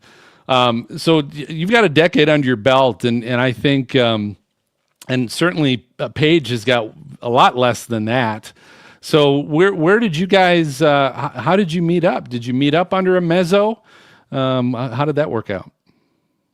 Yeah, we actually did. We've been friends for quite a while. Found each other through weather Twitter, and we met up one day at a Casey's in Iowa on a chase. Little plug There there. was not a Thank you. tornado that day, but we did meet up at a Casey's and saw some really cool mimosas clouds at sunset that night. So it wasn't a terrible chase whatsoever. That is the most stereotypical chaser cute meet of at Casey's, met through weather Twitter. Like, it's just so good. It's perfect. What are you two looking forward to this year? I know certainly you guys do a lot of live streaming now. You guys looking to do anything different with that? Kind of give us an update what you're thinking about here as we go into the next season. You know, it's just full steam ahead into the next season. Going to be constantly upgrading the YouTube quality, the stream quality, and everything that comes with that, and just nonstop chasing. Going to be out there for everything, just like we always try to be. I mean, whether it's a tornado day or not, just a regular severe day, we're usually there. We want to be out there under the storm, providing the live coverage that is needed. That's awesome. Well, I'll tell you what, I know Paige is in the process of getting ready. I think I saw in the chat, she mentioned she's getting ready. Yeah, where's your fiance, Bryce? Yeah, I think she's still getting her hair done or something like that. So here's what we're going to do. Just tell her we'll come back and we'll get her on just for a little bit as well. I know we've got Edgar waiting in the green room. So we'll probably get an opportunity when we come back, just bring Paige on for a little bit as well, so we can chat with her before we get to Edgar. So we'll be right back. So MJ, let's go ahead. Let's head to our break, and we'll be back with both Bryce and Paige, as well as Edgar. Brandon Kopic's coming up as well. We got a ton of them coming, so stay tuned. We'll be right back too. It's a Chaser Summit holiday. As soon as I get off my tractor and get in the truck, we get the alert, and I call April, my wife. So where are y'all? Where's the Mexican restaurant? Why? I said, get out of there and get out of there now. Where are you? And I said, I'm on the way. Well, they tell me the Mexican restaurant's gone, and is Mom alive? I said, yeah, she's alive, but the whole time I'm trying to call her, it's not going to voicemail. It's just not ringing. The towers are down. And so that alarms me. And I have a son that's behind me in another truck, and I know we're headed right into the storm. I sent my son north. I said, you go north until I tell you come south. And I'm screaming down this thing. I can see this beast in front of me. And I'm going 114 miles an hour in rain and wind, and it's just lightning, blinding you. The truck's shaking. I finally make it to Rolling Fork. After I run out of gas, I have to get picked up and get in another vehicle. And we get into Rolling Fork. You recognize nothing. The chasers that were there, y'all didn't know Rolling Fork. I grew up there. I've been there since 1985. I couldn't recognize anything. It's chaos. It's in the dark, still raining, power lines down, gas mains going off and leaking, water lines leaking, cars everywhere. It's like, I mean, you're in a war zone. I can't find the Mexican restaurant. Now, Rolling Fork's a small town, y'all. I got to remember that. I've been there my whole life. I'm 54 years old. I can't find it. I don't know where anything is because it's gone. If there is a app that I can listen to storm chasers on during a live storm, that's who I want to listen to. I want the information before it happens, and you guys bring it. And thank you. Have a blue Christmas without you. I'll be so blue thinking about you. Decorations of red on a green Christmas tree won't be the same, dear, when those blue snowflakes start to fall in, that's when those blue memories start calling.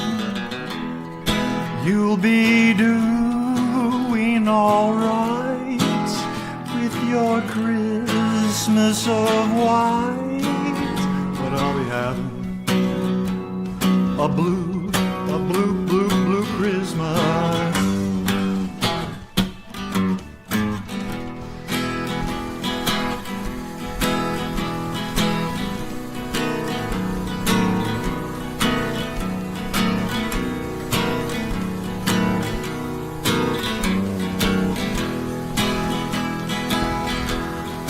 You'll be doing all right with your Christmas of white, but I'll be having a blue Christmas.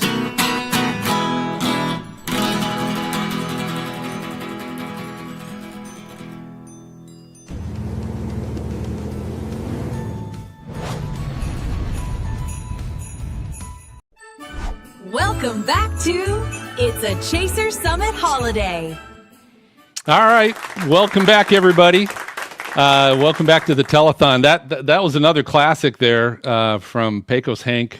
Little Blue Christmas. I love the little vacuum intermission there in between during the solo. That was classic. What'd you think, Eric? I think we need to get him at the summit. I think we need to. I think at Chaser Prom, I think we need to get him up singing. Ooh, that's what we need to do. Ooh, I love that idea. That would be good. I think we He's may have to do good. that. Yes. He is definitely good. Well, so folks, the whole reason, we've got all these great guests coming in today to celebrate the holidays, and we've got this great holiday theme is really to bring the weather community together to donate and make a difference, make a big difference to helping the National Storm Chaser Summit and their initiative to build these community storm shelters. And a lot of you have been coming together today and donating money for this, and we appreciate it. The QR code's in the upper right-hand corner. If you haven't yet, please think about what you can do, how you can help, even if it's maybe $20. Whatever you can do to help us all come together and make a bigger difference, pooling all of our funds together. So Holly, you want to give us a little bit of an update where we're at? Let me see. So there she goes. While she's working, I was like, okay, well, goodbye. Well, that's her cue. I know she had to take a little potty break. Maybe that was her opportunity to do that. Oh, she's back. That was a quick one. Yeah, I was going to say this is normal for her. If I don't hear from her for an hour, I was like, all right, she's probably doing makeup and hair. She probably had to go back and fix her hair or something. No, we're good. We're good. We're here. No, so we are MJ. If you can give me a total, please, or I'm a drum roll, please. We are at $3,550 towards the shelter fund. Awesome. Which is amazing. So we're still moving, folks. Way higher. That is great. So again, thanks everybody for your contributions. And we want to keep going, guys. Our goal here before we're done is to get to 5,000. And so we've got hundreds of you watching. Hundreds of you watching right now, and we just ask, make this one of your portions of your giving that you're going to be doing here during the holiday season to save lives. I mean, this is a life-saving donation that you're making today, so we appreciate that. All right, let's keep rolling. We're going to bring in our next guest, Storm Chaser Edgar O'Neill. And I'll tell you this, Edgar's been a big part of helping us put this telethon together as well. So Edgar, thank you for all your help. He's helped make some of the rolling fork videos that you've seen. And I think he's got a little musical rendition that's going to be coming up here a little bit later as well. But Edgar, welcome to the show.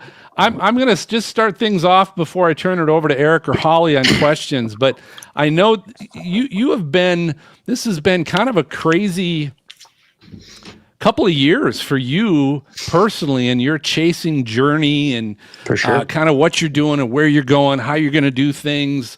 I guess tell us really about this journey for you over the last year or two.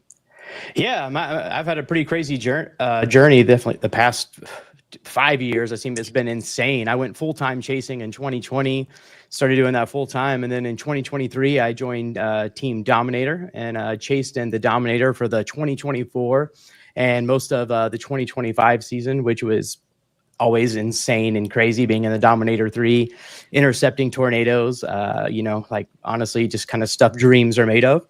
And then, I kind of went back out solo and I'm prepping for this next year, which I'm super excited about. So I'm excited to see what 2026 brings me. And I'm ready for the spring to come, guys. I'm not going to be honest. I love Christmas and all, but the spring is where it's at, guys. Absolutely. Spring is our Christmas. For sure. I always say that the night before I leave for a chase feels like Christmas Eve. Oh, every time. Like Yeah, I get every you get the time. nervous like butterflies in your stomach, because you're getting ready to get out there. Yeah. Oh, I see Eric Toll over there. Yeah, What up, he Eric? just showed up to my house. What up, Eric? Hey, hello, friend. Yeah, Oh, he's listening on other iPad over there. But awesome. anyways, hey Edgar. So I know one thing that we when we first met, I believe it was at the summit. And one thing you told me was about El Reno, right? For sure. And your first storm that kind of got you into this. And do you want to elaborate on that and why it just triggered your brain? For sure. And at the end of 2012, I moved to Oklahoma. I'd lived in Jacksonville, Florida, used to the hurricanes, not the big tornadoes so much. And then just a few months after moving, I moved at the end of 2012, but in 2013, the El Reno tornado in May happened. And me and my family actually lived really close to El Reno. We lived in West Yukon. We were in the original projected path of El Reno. And so I didn't know anything about tornadoes. I didn't know anything about weather, guys. I'm just going to be completely honest with you. I just wasn't something that I had done. And I remember turning on the TV that day and the weatherman getting on there and is like, hey, if you're in the path of this thing and you don't have a storm shelter to get underground, you need to get your car and move. And I'm like freaking out. I didn't even know how to look on radar. I got my wife, my 2 kids, our dogs, got them in the vehicle. And we're like, well, I guess we got to drive. I don't know where we're going. My wife's looking for public storm shelters. And we found out, wow, there's not a lot of those in central Oklahoma. And it was incredibly terrifying. We get in our car and pull off, clouds. It's getting super dark. I was out of gas, of course, because I was not weather prepared. And we pull into a gas station. I'm pumping gas. A police officer comes up with the sirens, was like, leave. I was like, I haven't paid. He's like, I don't care. Go. It was this intense situation with me and my family. And we drove and we're listening to the radio and the FM radio. And I think it might've been Channel 5 or Channel 9 that had their coverage on the radio. And, they were just talking about, how strong this tornado was. And long story short, we ended up in the National Weather Service in Norman in their storm shelter. I drove from Yukon all the way down to Norman because it was the only one that accepted dogs. And we had our dogs with us. Mm-hmm. And it was a chaotic scene. Yeah. We pull up there, literally people are just driving into the dirt, into the grass, on campus there at OU where the National Weather Service is. And people are just running out of their cars, hail's coming down at this point. And and then we went in the storm shelter and rode it out. And I remember being terrified, as a father and a husband. And I remember after that, I was like, I got to learn about storms if I'm gonna continue to live in Tornado Alley. And I asked my wife, I was like, do you know anyone that chases? And she knew this storm photographer named Sean Ramsey. He's kind of an OG, been out there chasing for a long time. And he took me for a ride along. And I went on one ride along. And that day I said, I'm going to figure out how to make this a job. And then it took me about 6 or 7 years to make it a full-time job. But that's how I got into storm chasing. What are you looking forward to this year, brother? What's on Edgar's plate? for 26? So many fun things. I'm actually going to be doing some different style content. I'm going to be actually going out with some chasers this year and interviewing them in the middle of the chase. So different chasers, some of your favorite chasers out there. If you've ever seen like comedians in cars getting coffee that Jerry Seinfeld does, or stuff like that, I'm going to do the storm chasing version of that. I want to get out on these chases in the middle of the storm chase, interview different chasers, talk to them about, hey, like, what's your process? Like, what's your favorite thing about storm chasing? And, just kind of maybe take a little bit of a different angle in storm chasing content and kind of highlight all the chasers in the community.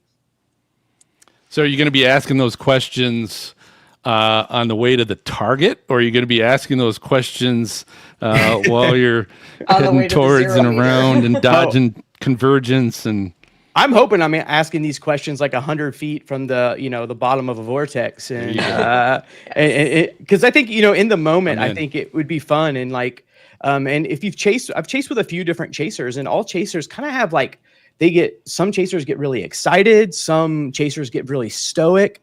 So I think it'd be kind of fun to talk to them in that moment as well, and just kind of capture that, hey, there's no one way to storm chase. There's no right way or wrong way. Everyone kind of does it different, and there's a bunch of different styles out there, and I think it'd be cool to showcase that. That's a very good point. Yeah, I think that would be good. You can sign me up. I'm going to be watching that, listening to that, however you put it out.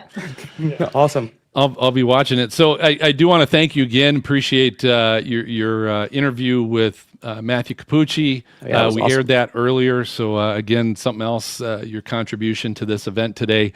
Sure. So thanks for your time. Thanks for coming in. Thanks for all the time you put in this past week of putting all this stuff together. Where can people find you so they can get information on these upcoming chaser interviews? Yeah, you can just go to edgarthestormchaser.com. All my links to all my socials on there. It's one easy place to get to it. So it's just edgarthestormchaser.com. And yeah, that's where you can find all my stuff.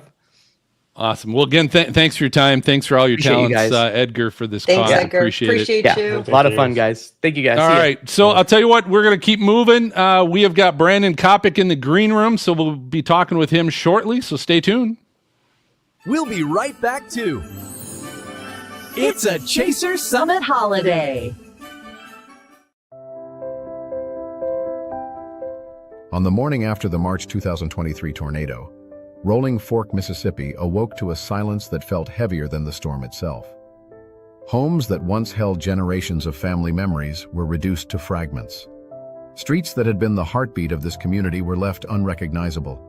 And yet, even in the middle of this devastation, there was resilience.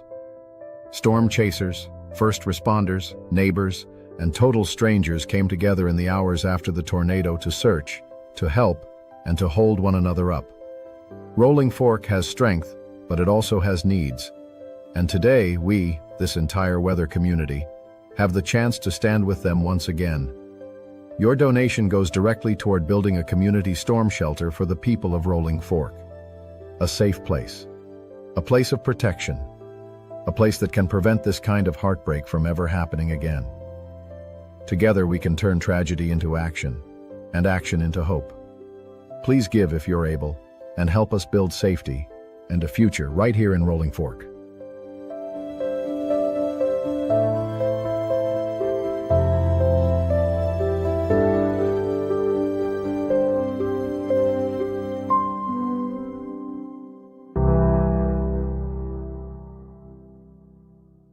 Hey everybody, this is meteorologist Mark Maz Massaro from the Stormfront Freaks, wishing everyone a very Merry Christmas, Happy New Year, with peace and joy and lots of snow.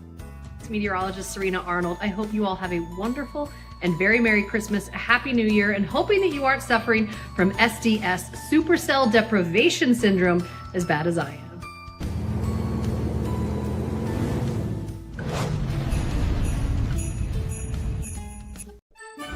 Welcome back to It's a Chaser Summit Holiday. All right, welcome back, everybody. Again, we're bringing together as we continue to move on. We're still going to go here for this hour with the telethon.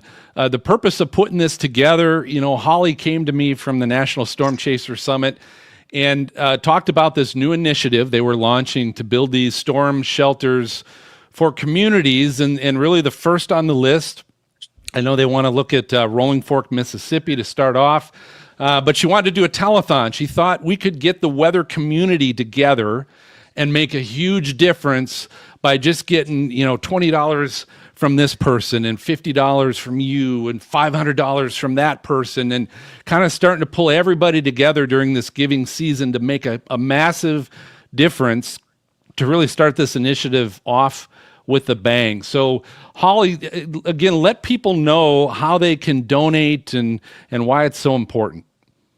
Yeah, so we can use the QR code in the upper right hand. I don't know which way to point. So in the upper right hand corner of your screen, you can, any donation moves the needle is what it comes down to. Whether it's $5, $10, all of that money is 100% of the funds that we raise today are going directly towards the shelter.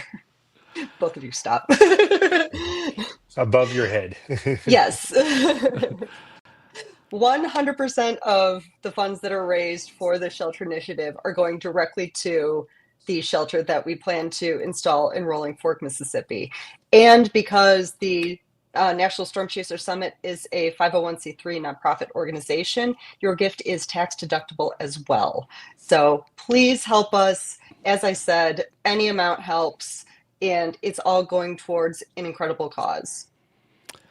Very good. Thanks, Holly. And hey, I'm excited to bring in our next guest, who's going to give us, just 10 minutes of his time, but we appreciate it. Bringing in Brandon Kopic, Storm Chaser extraordinaire. And Brandon, thanks for joining us and taking time. I want to turn the questioning over to Eric and Holly because I know they were excited about having you on. Welcome. Thanks, guys. Yeah, Brandon. As you know, you're kind of a broadcast guy, just like I am, and kind of I've seen you grow up through the Chase community and then getting into broadcast. And what will you say to people out there wanting to get into broadcast side of things? Because it's not easy, especially when you're juggling storms, broadcast, and of course, personally wanting to be out there to chase it. Oh yeah, the hardest part about it is it's such a narrow field, as you know. Ironically enough, one of the first times I recall meeting you is when you and Martin saved me when I blew my motor in my truck when you guys picked me up. And what was it? It was somewhere near Arnett. I know it was like Higgins, Texas, and the Texas Panhandle. But my biggest thing would be professionalism is key. I am not the most professional person. I like to keep things level for people. That way nobody ever starts putting anybody on a higher pedestal or something like that. But the key is establishing professional level contacts with networks and building a good reputation to where they want to build something off of this and creating something unique that you are special at that really intrigues them to bring you on board with them. What are some of the things that you see other chasers who are trying to get into broadcast doing that you'd want to see them improve upon? What are some of these things that maybe aren't as professional as they might think is coming across? Well, I think a lot of it just has to do with how a lot of people represent themselves. This community has a way of having an ego, like we all do.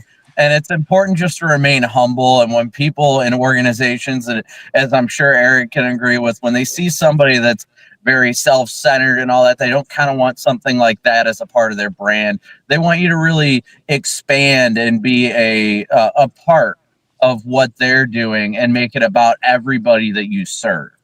That's the biggest thing, is just maintaining a good professional stance on social media and being an advocate, helping people learn and things like that. That's just so crucial when you get into these kind of industries, that you just want to make sure you're doing your best and being your best, because you're not just representing yourself anymore.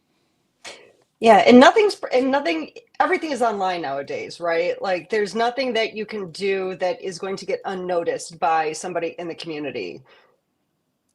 Oh yeah, and that's definitely something that always catches people off guard, whether you're 14 looking to get into it in 10 years or what. The internet keeps everything forever. Absolutely.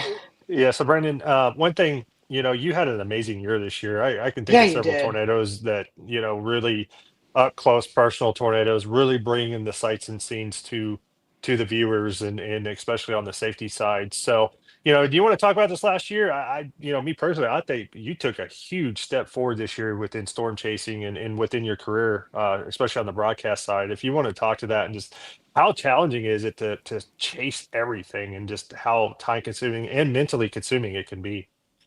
Yeah, it definitely can be exhausting. I'll say that much. Thankfully, it's been slow these last few weeks.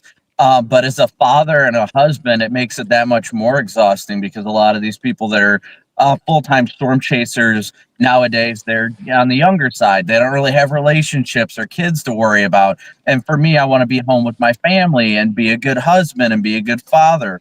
And that makes the equally challenge of, I've got to be out there to do my job, but I also have to balance the coming home at the same time and enjoying the family time and having that good work-life balance. But honestly, I think I would attribute a big ton of my success this year to the radio network that I created with a bunch of other chasers, Connor Croft, Jordan, Corey Gherkin. I mean, we've got so many, Freddie McKinney, pretty much all of the great chasers that you guys have talked to. I created a radio network where we communicate with each other on, and it really helped us to really hone in our skills and also take in the advice of others. Because while you may have seen the results of the chasing this year, a lot of what most people don't realize is there's chasers within our group that have seen every amazing tornado of the year this year. But if it wasn't for that radio, they were going to leave that storm 5 minutes earlier. So it's definitely helped us all grow as individuals and get aside from the ego side and more focus on supporting each other. Like when we hear someone say, hey, like, I think I'm going to leave this storm. If somebody's right up next to the mezzo, we're like, hey guys, this thing looks like it's really tightening up. It's about to produce. I wouldn't leave yet. And it just yields more success for everybody. So I want to know this. You talk about family, and I know you're a big family person, Brandon, and I agree. It's hard to balance that, especially as a chaser, and I don't definitely even do that full time. So, but it's the holiday season. It's Christmas. I know you're a man of strong faith as well. What are you guys doing for Christmas this year? What's the family doing? What's your traditions? So we don't have, I wouldn't say any too firm traditions. We'll open up some presents on Christmas Eve, one or two, just for the boys. But we're going to be going to Illinois this Christmas to spend time with my wife's family. Her grandma's in her 90s, and we go out there and spend as much time with her and her family as we can, just to really enjoy the time of the season with all of our family as much as we possibly can. That's awesome. That's awesome. Well, definitely wish you a Merry Christmas, Happy Holidays, but appreciate the time you were able to give us to just jump on for a little while, Brandon, and help support the cause that we're working towards. So tell people where they can find you, where they can follow your chases. You can just find me on pretty much any social media platform at Brandon Kopic WX, Storm Chaser Brandon Kopic on YouTube, and at Brandon Kopic WX on X. Cool. Awesome. Well, thanks. Thank Merry you, sir. Christmas, guys. Appreciate See you guys you. at the summit. Thanks, Brandon. Oh, yeah. Take care. Take care. All right, so hey, we're gonna keep moving. We kind of teased earlier. We had Bryce and Paigey. We've been teasing having them on. We got Bryce for a little bit, but we were missing Paige. But I believe we've got both of them. Yay, we do! Woo! There she is. All right, Her so hair looks amazing. So we got both of them, and I know we don't have a whole lot of time, and the whole purpose of this telethon today was to, bring a bunch of chasers and people in the weather community to just jump on a little bit and chat, but help support the cause. So no, we don't have a whole lot of time, Paige, but my question I've got for you, so I met you, gosh, what was your first summit? What was your first chaser summit? 2023. Okay. So I believe that's when I first met you. And at that time, you were kind of dipping your toe in the water a little bit at that point, kind of getting a feel for things, soaking in all that education. What's that journey been for you like in just a matter of, a couple of years?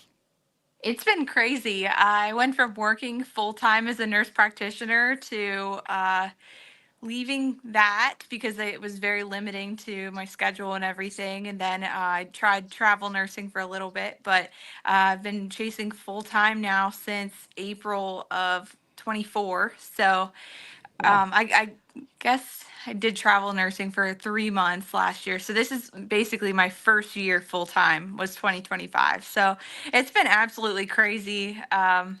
Couldn't do it without Bryce. We work really well together as a team, but it's been so crazy. It's like I had this dream and just went full force towards it, and yeah, we've seen a lot of tornadoes. You've had a heck of a year, that's for sure. What has surprised you most about making the leap from nursing to full-time chasing? Well, I never loved nursing. I mean, it was fine. I was good at my job, but I never felt the way I did about what we're doing now with nursing. So basically, we go all over the country, and Bryce even went to Jamaica this year for the hurricane, and it's just been a lot. I'm also battling with a chronic illness as well, so that's been a little bit hard to navigate. But other than that, I mean, everything's been perfect. It's awesome. Couldn't ask for anything more. You guys are tough cookies. Absolutely. Definitely tough cookies, but both great representatives of the chaser community and what you're doing. One last question before we keep moving, Paige. What are you guys, you and Bryce, what are you looking forward to next year? Doing anything different with your streaming or plans to chase? So I'm just hoping that we can continue growing our channel on YouTube. It really took off. Last year at this time, I don't even think we were like monetized or anything. So it really took off. We almost have 40,000 subscribers now. So I'm just really hoping to continue to grow that, building our little community. We've met so many great people through it, and we got tickets to the summit, so we're gonna be Woohoo! there, and we are just going to try and make 2026 an even better year. See more great tornadoes, help people out. We loved every part of our job. So That's great. Well, before we go, tell people where they can find your channel. So you can find us on YouTube, Tornado Pagey. We both use that account. And then on all of my socials are Tornado Pagey with 2 Y's. And then Bryce. You can just find me on X at Bryce Shelton01. Cool. Well, tell you what, I'm glad we got you both on and we made it happen. And again, thank you both for the time that you at least were able to jump on and share with us for this cause. So thank you. Yes. And thank we'll you see you guys in February. Appreciate you. Thank you. Have a good one. Merry Christmas. Thank you. Merry Christmas. All right. So I'll tell you what, we're going to keep moving. Again, the QR code in the upper right-hand corner is how you can help donate and contribute your portion to the weather community's support of the storm shelters. We're going to be right back. Jeremy Dawson, chaser and member of Shiny Toy Guns, is going to be up next, so stay tuned. We'll be right back too. It's a Chaser Summit holiday. Welcome to Oz Safe Rooms, builders of the only single-pour, seamless concrete above-ground tornado safe room, proven to save lives, whether taking a direct hit or in the direct path of an EF5 tornado, making the Oz Safe Room a FEMA mitigation success story. When you choose an Oz Safe Room, our sole priority is to ensure the safety of your family and pets. And we have many different options to choose from. Oz offers many sizes and options to suit different needs, from our smallest 6-person up to our community style or custom safe rooms. Once you've chosen what size and style of Oz Safe Room you prefer, our team jumps into action to carefully work out every detail. Once the site visit is complete, we draw up the site plan and fill out all the paperwork necessary to inform the city where the structure will be located, so that the needed permits can be acquired. Day one of the build, our team will stake out the corners of the room based on the site plan we used to acquire the city permit. With your approval of the location, we will begin the forming process by first digging the base by hand. Day 2, we begin filling the forms with concrete. During the pouring process, the concrete is vibrated, removing air and water pockets, making the concrete stronger, resulting in a strength of around 5,000 psi. The 18-inch thick ceiling of the Oz Safe Room is the thickest in the industry, providing maximum protection from falling debris, including cars and pickup trucks. The walls are 8 inches to 10 inches thick, providing maximum protection from flying debris. On day 3, we complete the safe room. The forms are removed, the structure is inspected, and any imperfections in the structure are ground down to be smooth. The tile floor is then added along with the built-in bench, and the door assembly is installed before a final inspection is completed on your Oz Safe Room. The Oz Safe Room can be textured, painted, bricked, or even given a stone veneer. Roof structures may also be added.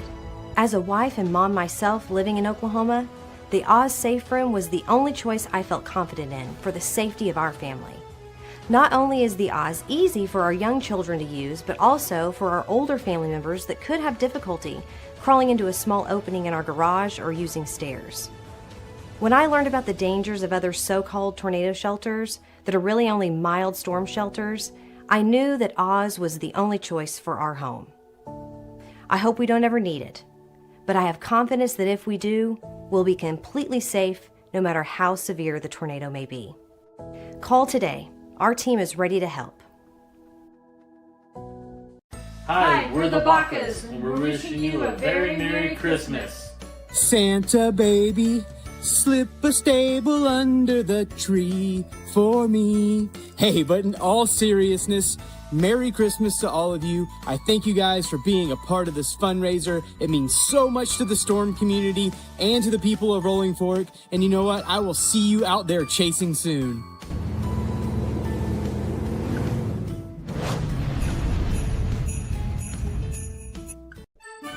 Welcome back to It's a Chaser Summit Holiday.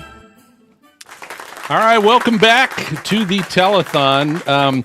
We still have about 30 minutes or so left here in the show. So still time for you to donate. If you've been watching today, if you've been benefiting from and enjoying these stories and enjoying these guests that we've had on, that's really the whole point. They're giving us their time and their talents to come in here and donating that in hopes that we can pull this weather community together to donate a little bit, everybody pitch in a little bit to be able to make a big difference in these storm shelters. Holly, I guess tell folks, number one, how they can participate and donate, and again, let them know about the drawing that you've got going on. Yeah, so if you want to contribute to the cause, go to the use the QR code to take you to the giving page. And listen, every dollar that comes in moves the needle, right? Like we are grateful for any donation that you can possibly manage. I know times are tight right now, especially when we're getting into the holiday season, having to buy presents, but every dollar makes a difference. But to anybody, we do have a drawing going on. And so anybody who gives $100 or more will be entered into a drawing to receive a free ticket to the Storm Chaser Summit in February. And if anybody is comfortable donating $200 or more, you will be entered into a drawing to not only get a ticket to the summit, you will also have your hotel room covered as well. So that's awesome. Incentives to give at those higher levels. Again, it's going to an amazing cause, and we appreciate anything that comes in. And all tax deductible. So you've got time. You still have time, folks. If you haven't made that decision to help contribute and be a part of this team effort, we certainly would love to have that support. So we're going to bring in our next guest. We've been looking forward to having him jump on here this entire telethon. Jeremy Dawson, Storm Chaser. He's also going to play a big part of the Chaser Summit coming up in February. So, Holly, I'm going to turn it over to you. Yeah, absolutely. And Jeremy, how's it going today? Thank you for joining us. Yeah, Doing I'm well. sold on the. Can you hear me? Okay. Yes, can you hear us? Perfect. Yeah, that Oz thing was. I'm sold. I want to buy one now. It's like really convincing. Do you, Except do you think do you think there's going to be a need for one you're in LA right now, right? there's just no need for one here. This would actually be worse if I was in a concrete shelter when the earth, is Yeah, that's rattling. true. Yeah. When the Wrong earth shelter, opens wrong kind up. of shelter. Yeah. Right. So now you're going to be the DJ at our prom coming up at the summit. And for everybody who is coming to the summit, we that is going to be another fundraiser that we're going to be doing. Last year we did a fundraiser for the American Red Cross, and this year's fundraiser is also for the Shelter Fund. And Jeremy, who is a storm chaser, is going to be DJing the prom. And Jeremy, I know that you're a musician, but you do have a lot of experience storm chasing. Tell us how you Yeah. got into it, and tell us about some of your bigger chases, because you've been on some pretty big days. Yeah. Well, it all started. So I'm from Shawnee, Oklahoma. I can turn my accent on whenever the hell I want to, and yeah, just wait till I get home from the holidays. I come home and I'm like, hey, will y'all bring Nice. that over here? And my friends are like, what?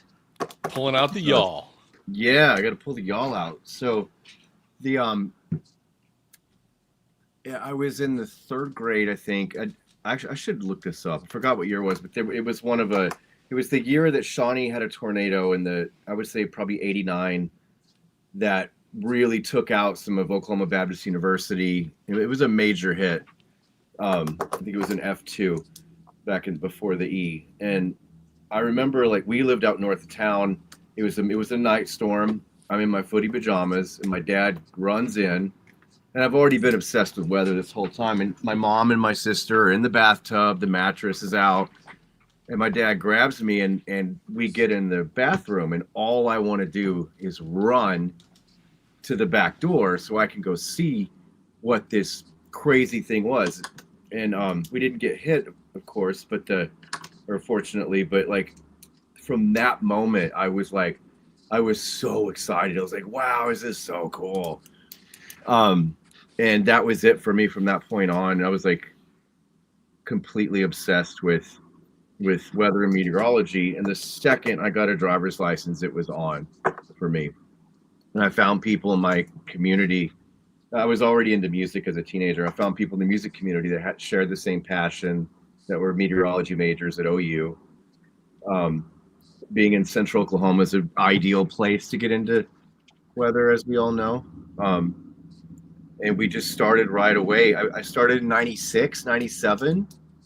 And, it was a lot of, back then it was, if you see like a CB cloud, you chase it, like just because we're like 17 years old, like, look, a cloud. We would drive all the way to like Fort Sill, and it's like, we didn't know any better, but over time we learned to go to the offices and get printouts and begin to like start to figure out some of how this worked. And then came May 3rd. I was at Hometown Buffet, one of those like horrific places that people in Oklahoma like to eat at. And I get a phone call on my cell phone that costs, what was it back, like 11 cents a minute back then? And it's one of my buddies, and he goes, dude, we got to go. And I knew there was a storm. It was well predicted. May 3rd, 99 was. But I was like I was really low on fuel. But my friend, I could tell that urgency in his voice. He goes, we need to go now. And so we just went for it. And I was on the north side, and I drove down to Deep Moore in the 120, 130 street. And I remember getting gas, and I turned and looked, and I saw all these people under the overpass. And I was like, goofballs. Like, when are they going to stop telling people to do that? And I drove off, and I found out later all those people are dead, or they're missing legs and arms and stuff. Wow. And it was like, that was wild. And then I saw it. It was like, I didn't get to see it when it was 1.5 miles wide, but I'd seen probably like maybe 10 tornadoes by that point. Most of them like little string beans in eastern Colorado, or nothing very, very safe and fast, because it I wasn't amazing and good and trained, so I was still in the learning process. But that was, I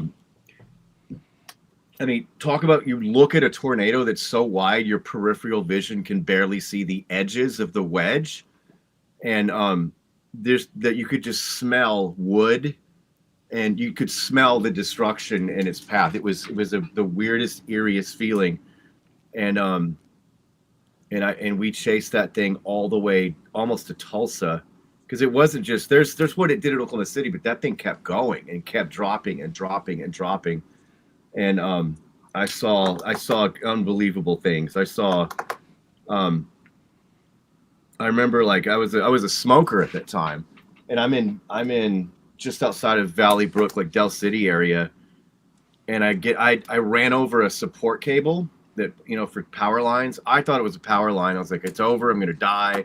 I'm gonna get fried like fish. And then I looked at it. It was a support cable. So I get out of the car. And I'm trying to unravel this support cable off my axle, and look up, and it's like I'm in the Sahara Desert. As far as the eye could see, the air was just going like this. And I looked, and it was people's gas lines. The entire neighborhood. Oh, yeah. Oh, that's got to be a like, smell. Oh, it was unbelievable. And so I had to get out. I was right there. My chase partner, his house is gone, so he's crying and can't find his mom and dad. And it was so, watching the people walk around, and I've seen this numerous times. I know you guys have too. Like, when you come up on a hit site, and the people just walk. It's like 28 days later, they're in their robe with their dog, and they're just walking around. And they're just completely in shock. It was really, and I'm like, oh my God, I've never seen a storm like this or damage like this really up close. And it really impacted me. And it was like, very emotional for me to see that, because it was suddenly like, it's not just like, oh, it's Gary England, it's a tornado, it's really fun and exciting. There's dead people on the ground right over there. That's a dead dog. Oh my, wow, this is real. This is serious. And, how are we going to get people to know, why are these people in this trailer park? What is wrong with you? Or did you not know? How can we get people to not die, or give them the option to not die? It was the first thing going on in my head. And from that point on, I really started to save up money and like load fire extinguishers up in my little beat up chase vehicle. And later on, when I started making money in music, I would get all kinds of gear, defibrillators, and all, just bring stuff that I could use. I had no business with a defibrillator. It's actually illegal, but whatever. I thought it was neat to have one. Yeah. But Hey, Jamie, so I got a question for you. Like, Yeah. you know Randy Dinger, right? And Very well. Long time. Long time. So I want to hear some Randy Dinger stories from back in the day. Oh God, Randy. Ooh, yes, please. So I met Randy.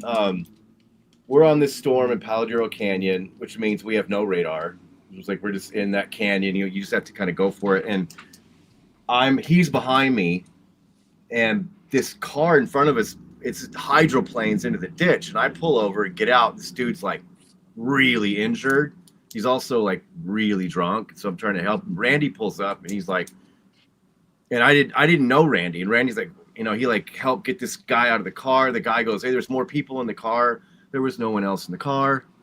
And so Randy goes down there, and then we just ended up like hanging out the whole time. And then we started like meeting up at different chases. Then I started going to his house where so this is what Randy and I do. Remember, Randy is like a completely grown ass man and a high ranking firefighter. So Randy and I have like hundreds of dollars in fireworks. We're on a public lake surrounded by rich people in their houses, and it's like 2 a.m. or something. And we're tying balls of dynamite together and launching them into the water. That sounds like fun. Yeah, it was rad. Like we're just being goofballs, having a good time. He's got this rad place out there, and Randy's an incredible person to just get on the phone with and talk to, because he cares very deeply for the human condition, and he's a no nonsense storm chaser. and I love just listening to him like bitch and complain about stuff. That's rad too.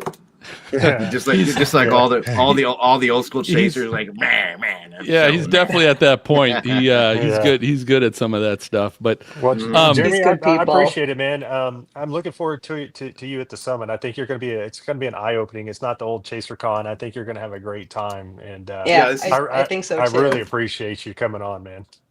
Yeah, no problem. You guys have a good. This is rad. I'm very happy to be a part of it. yeah, appreciate you taking the time, Jeremy. It's awesome Thanks, to Jeremy. meet you, and look forward to seeing you in February at the summit. Awesome. Take it easy. Cool. Thank you. All right, folks, we're going to keep moving. We're looking forward to talking to Lou from Project Otis and starting to wrap this thing up shortly. So we'll be right back. We'll be right back too. It's a Chaser Summit holiday. We could hear like a small crackle. Anyway, the front of the restaurant, the glass was starting to spread, and then I just felt everything blowing in on us. Grabbed April, threw her in front of me and my daughter, and we did make it to the bathroom. As we were in a building that there was a Mexican restaurant and a Subway, and the bathroom was in the middle. And one of the things I just do remember is the toilet breaking and the smell. And when they pulled us out, we were across the restaurant.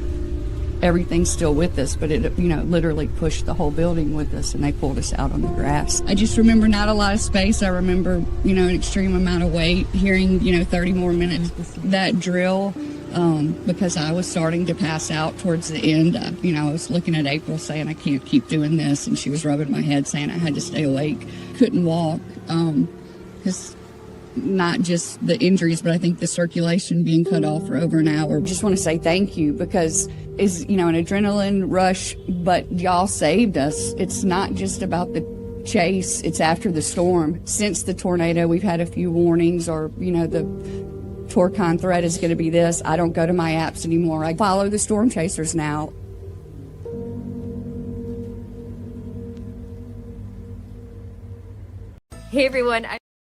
Hey everyone, I'm meteorologist Jennifer Watson for the Stormfront Freaks podcast, and this is my adorable daughter, Zara. Hi. Yeah, she's so cute. We just wanted to say happy holidays, and Happy New Year. we hope all of you have an amazing holiday season and maybe get some good storms, snow, something fun. Bye, guys. Hi, I'm Storm Chaser Greg Johnson of the Stormfront Freaks, and I just want to wish everybody a Merry Christmas and a Happy New Year.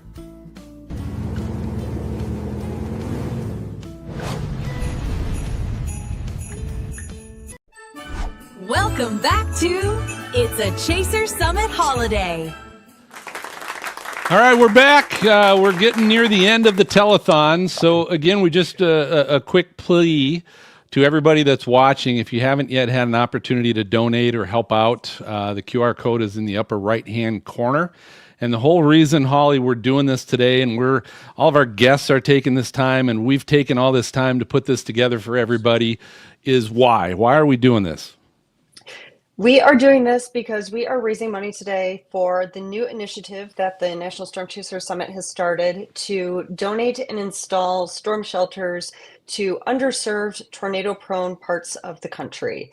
And we are hoping to install our first shelter in Rolling Fork, Mississippi, which, as many of you may recall, was directly hit after dark by a high-end EF4 tornado on March 24th of 2023.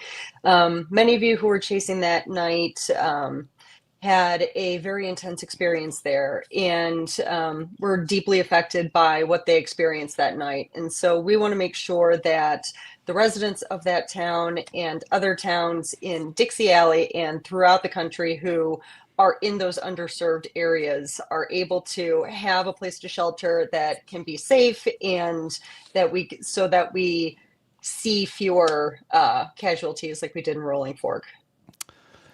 So obviously still time to donate. So again, hit that QR code in the upper right-hand corner. Help be a part of this big weather team that's trying to pool all of our giving funds together to help out and make a huge, massive difference. for this Absolutely. cause. Yeah. So I'll tell you what, we're going to bring in our next guests. Looking forward to talking to Lou from Project Otis.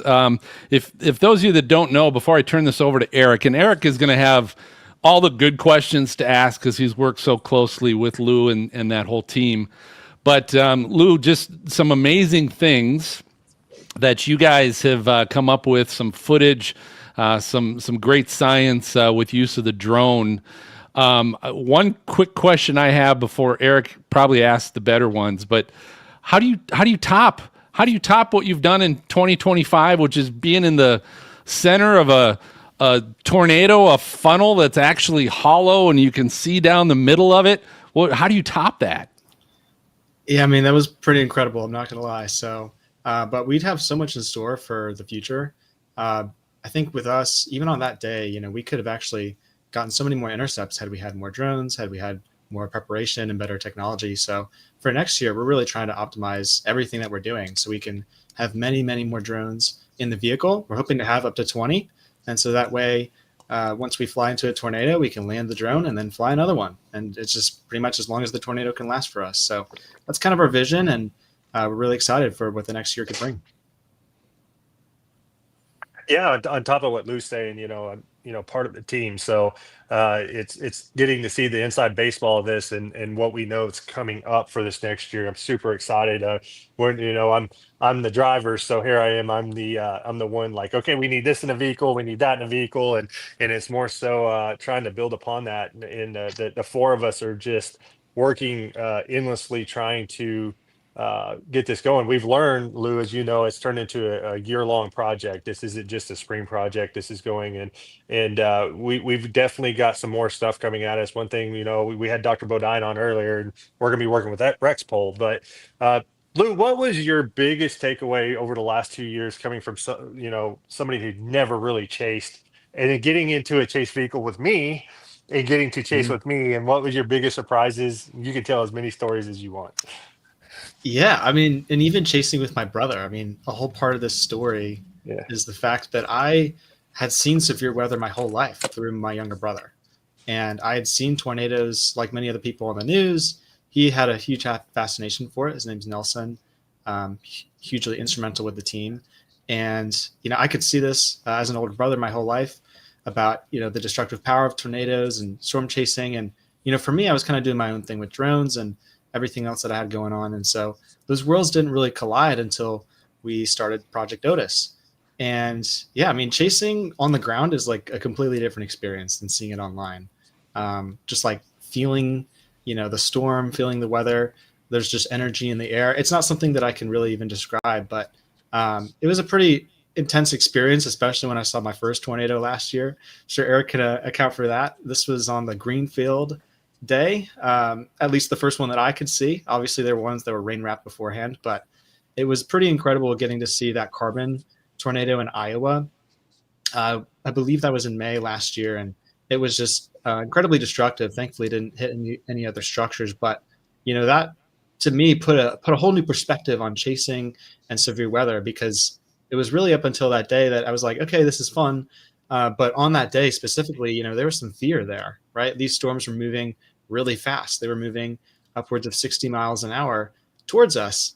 And I'm like, okay, now I have to, park the car in front of where the tornado is going to be, get out of the car and wear my drone goggles and pretty much be blind to what's around me and pretty much have full trust in Eric and the team to be able to, maneuver properly and to keep us out of harm's way, which he did a great job doing. So that was a pretty surreal experience, and it really helped me appreciate weather more and a lot of its destructive power, driving by a lot of the damage that you see out there on the road too. Yeah, so some of the stuff we got coming up this next year, one thing that we're finding a challenge on is being able to move with the tornado, because we have a distance issue, right? We have, we can only be so far from the tornado and from the quad, the drone, as from where we're at compared to the tornado. So as the tornado is moving around us. So how much time would you say you're really working on technology right now per day and per week, trying to get ready for, a 2-month spring season? Yeah, I mean, for us, for Tanner and I, it's pretty much everything that we're doing outside of whatever other work that we're doing. So for me, I'm actually trying to do this full time. So I'm pretty much working all day, every day on trying to make sure that our systems are going to be the best that they can be next year, helping raise money, helping with all of the back end work that we're needing to do. We are looking to partner with more people and more people in academia, and we really want this project to kind of grow and expand as well. So just trying to work on that on the back end. So it's everything that I'm doing. And for Tanner as well, outside of his day job, it's everything that he's doing. So we're pretty much all in here for Team Otis. So let's do this. Let's let people know. We put it up. Mom and G shared the website a little bit, but Lou and Eric as well, just kind of let people know how they're going to be able to follow this more, maybe how they could be involved or somehow be aware of the project itself. Yeah, so you can find everything on our website. So it's just going to be theotisproject.com. And there you can pretty much find anything in terms of, what have we actually put out? If you want to watch our flights, you can see our YouTube channel. We've just posted all of the raw videos out there for everyone to see about, what we've been able to do so far. And then we also have a lot of new things in the works. We may potentially start a Kickstarter, and there's a few other things that we may launch. So just feel free to connect on our website and be following our social media to get more updates on that. Yeah, so something I want to add upon that, that what we got coming on is one thing, we've really been hit up that people are just like loving our videos. We have a lot of scientific data that we've, like Reed, we collect all this data, but one thing we have to do is qualify that data within the scientific community, make sure everything, all the sensors, all the temperature, and we have to calibrate that stuff and make sure it's accurate data. So we are getting ready to start releasing more of that as we qualify that data. It's just a scientific process, so we can't just throw it out there. There is some data that's been released here recently from Nelson that we're pretty excited about. The pressure drops are seeming extremely accurate. So, we're looking at these pressure drops we're going to have. But what I'm excited, just from a chaser perspective, and we're working on it, is, watch our YouTube channel this year. I'm hoping that we're going to be actually being able to live stream our intercepts on our YouTube channel. So stay tuned on that, because that's something I'm working on, and I'm hoping to, as a team, we're hoping to bring you these live intercepts as we're flying in them this next year.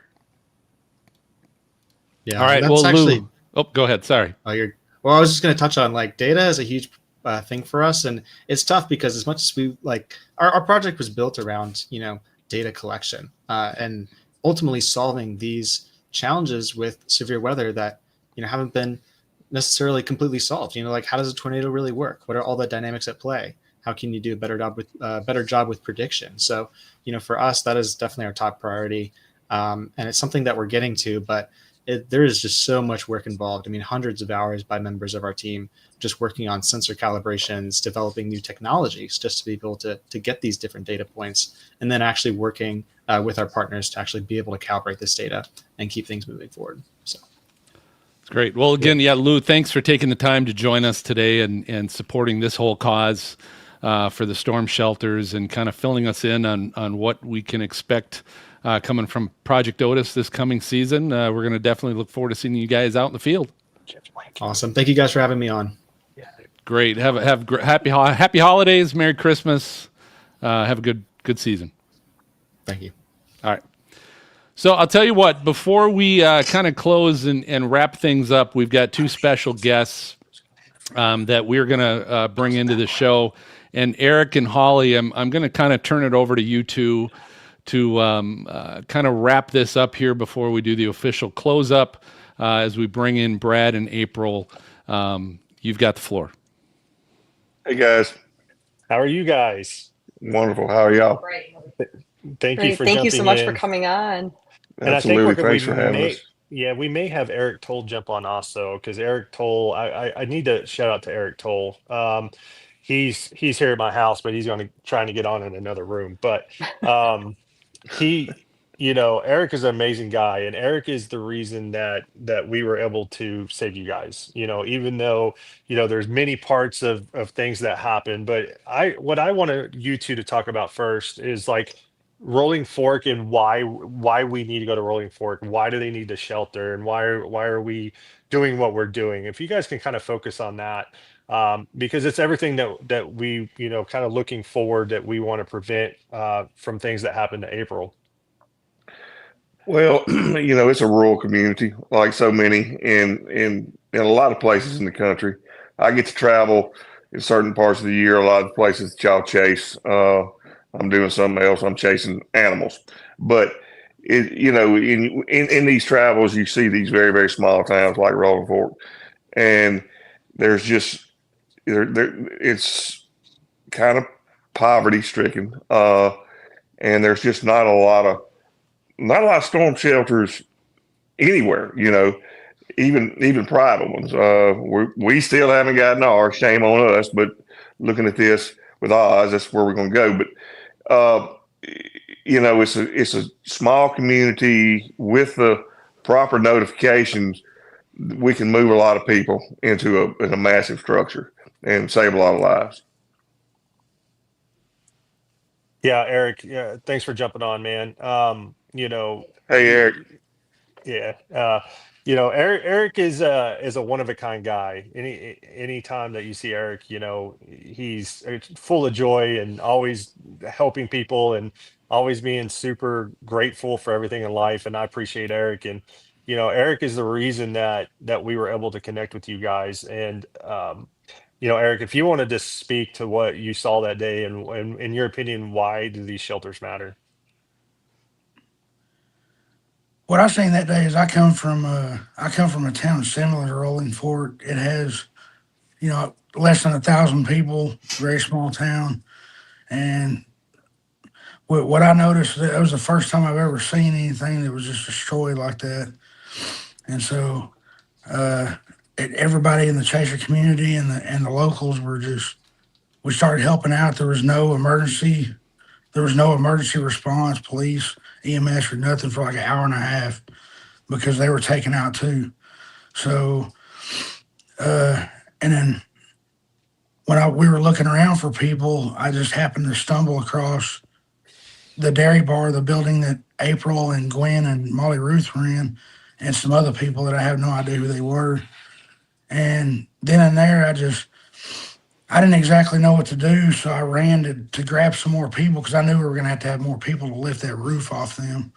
And I ran into Eric Fox, I was like, "What are you doing?" I didn't even know he was here. And in the middle of all this chaos, I seen Eric, and I was like, "Hey, I don't know what to do. Like, I need some help. I really need some help because we got to get these people out." And then so Eric just started coordinating things, got a bunch of people over there, and we got them out. And then, the rest is history. And these storm shelters are needed for these communities because it is a poor country or poor area. And just like where I come from, there's not a whole lot of money in these areas. So any help we can give them is great. And that And I tornado hit think, at night. Go ahead. yeah. Sorry.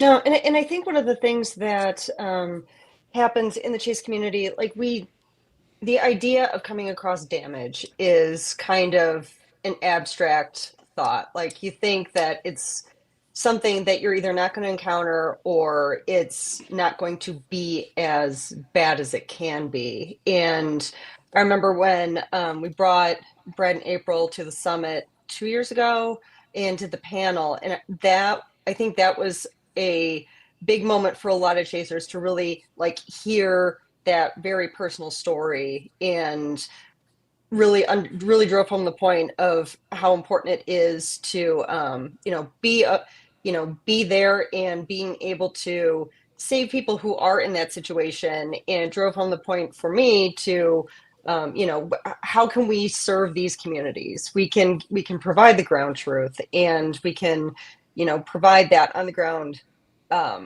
information, but I think it's so important that we are able to give back to the communities that are directly affected by these storms when we can chase the storm and then go home to our safe warm beds. Eric, if you want to talk a little bit more about just the impact that this can have on some of these communities. Yeah, and I want to bring in April too. April is the one that had be in a building that collapsed on top of her.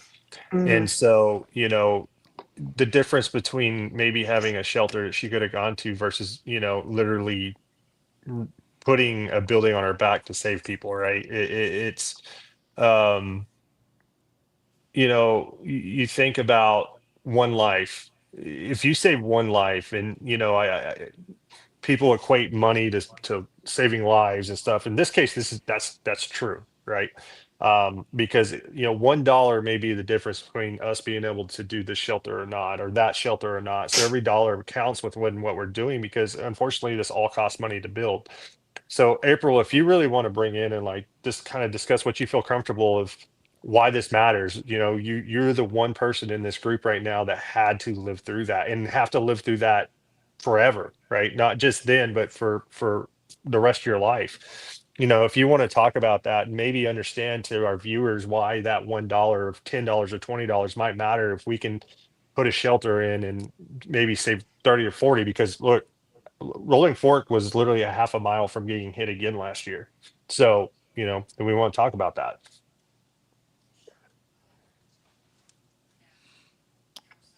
Whoops. We lost her. Lost your audio. Can you hear us now? We got you. Oh, she's got to get closer. Yeah. Oh, she Okay. needs that one. Yeah. There we go. There we go. Sorry. Gotcha.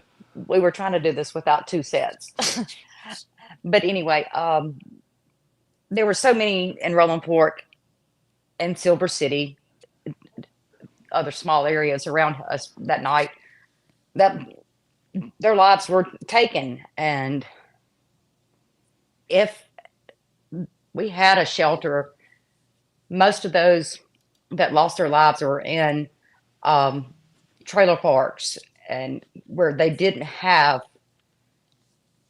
any form of safety, So having a community shelter that would provide more security is definitely a need.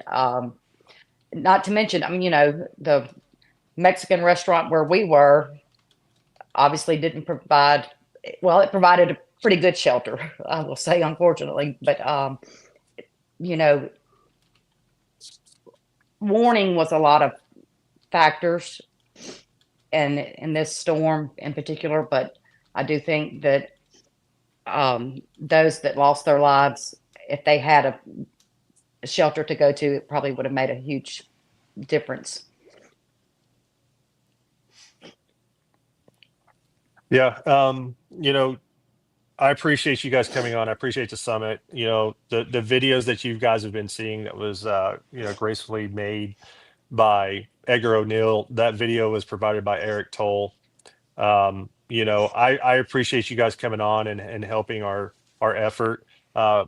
Brad and April also are connecting us with the right people in Rolling Fork to make sure that this shelter gets put in the proper area with the most need. We are identifying some areas. We have one area that we're thinking it's going to go into, which is probably the nursing home. But, we really appreciate you coming on as a group, as Storm Chasers. We appreciate you reaching out to our group to try to make that difference. And I know from the bottom of my heart, from the summit and from the thousands of people that are involved with the summit that attend, I appreciate you guys at all times. And if you ever need anything, please reach out.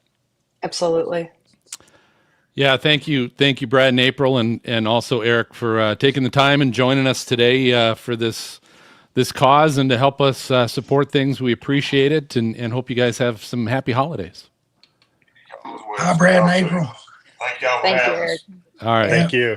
Thanks, gang. So I think that just about does it for our telethon, folks. Thanks for tuning in and watching, joining us in the chat, all of you that were in there. But most importantly, thank you for all of you that have made donations and have found the opportunity to really help be a part of this weather community and pulling this together. The point is you still have time to support. So even though we're wrapping up this telethon, this is still going to be out there. It's still going to be available to view, and you might be watching this after we've done this live, and you might be watching this in the coming weeks and months. and that's fine, because that donation link and that QR code will still be available to help support and help be a part of that, even if you weren't here today. So Holly, I'm going to kind of turn it over to you to maybe announce where we're at so far. Even though we're ending the telethon, we're not ending the drive. Tell us where we're at, and again, remind people, why this is such an important thing to try and get everybody involved. Yeah, so we have a grand total, if I can get one more drum roll.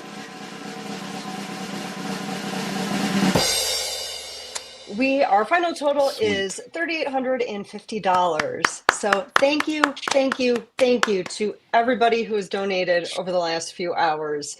It is an incredible amount of money, and we appreciate every single dollar that's come in, and every single one of you who has given your time and given of your hard-earned paychecks to this cause.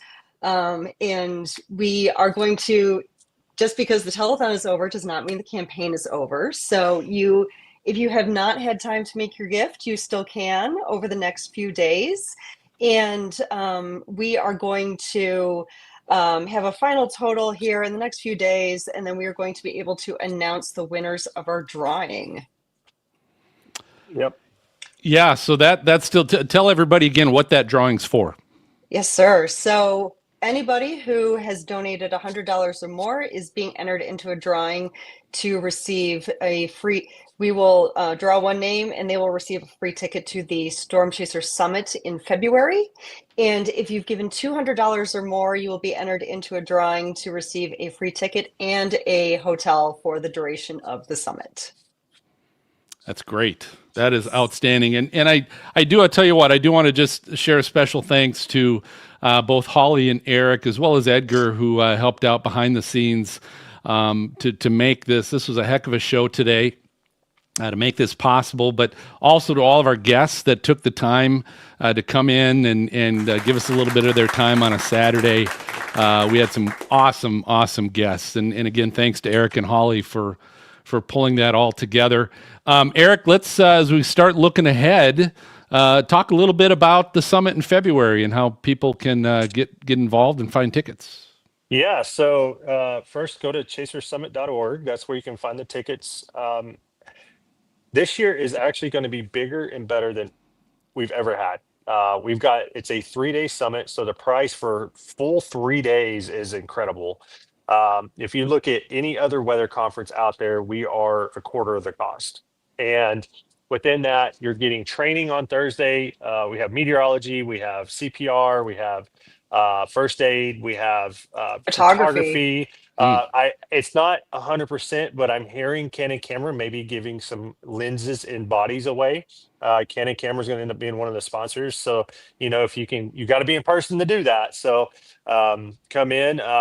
Saturday, we have a full meal, the Hall of Fame. If you look at that Hall of Fame list, oh my goodness, I don't have it in front of me. But that is one heck of a Hall of Fame class this year. Yeah. You're getting to be a part of history there, seeing some founding fathers of storm chasing put into the Hall of Fame. And then, the Chaser Prom on Thursday, I think that's going to be so much fun. It's going to be a way of just having fun if you never got to attend your prom. And we have some goofy stuff coming up with that I think everybody's going to enjoy. Holly and I may go to fight over some of this, but it's okay. And then Saturday, it's going to be fun. We have the Vortex Awards that's hosted by Tim Marshall like every year, and we're already starting on that right now. And make sure you get those pictures and videos and everything to Tim via the website. And then it's going to be bigger and better. And we have our 2027 summit finalized. And we are going to announce that at the summit. So we already know where we're going in 2027. So it never ends. You can ask Holly. Can't stop, won't stop. 7 days a week, 365 for the summit. Can't stop, won't stop. That's awesome. Hey, I'll tell you what, if you want to hang out at the prom, if you want to hang out in the back corner drinking with me, you're welcome to do that as well, even if you don't have a date and don't want to dance. That's always an option. At this prom, the punch does come spiked. Oh, so be ready for that. I will be there. So again, thanks everybody for making this huge event a great thing. So for Eric, Holly, and MJ that you haven't seen the whole 4 or 5 hours. He's been running things in the back. So thanks to MJ. But we'll catch you next time. We'll see you at the summit. Goodbye, everybody. Thanks, guys. Bye. Thank you for joining us. We hope to see you at the 2026 National Storm Chaser Summit in Denver,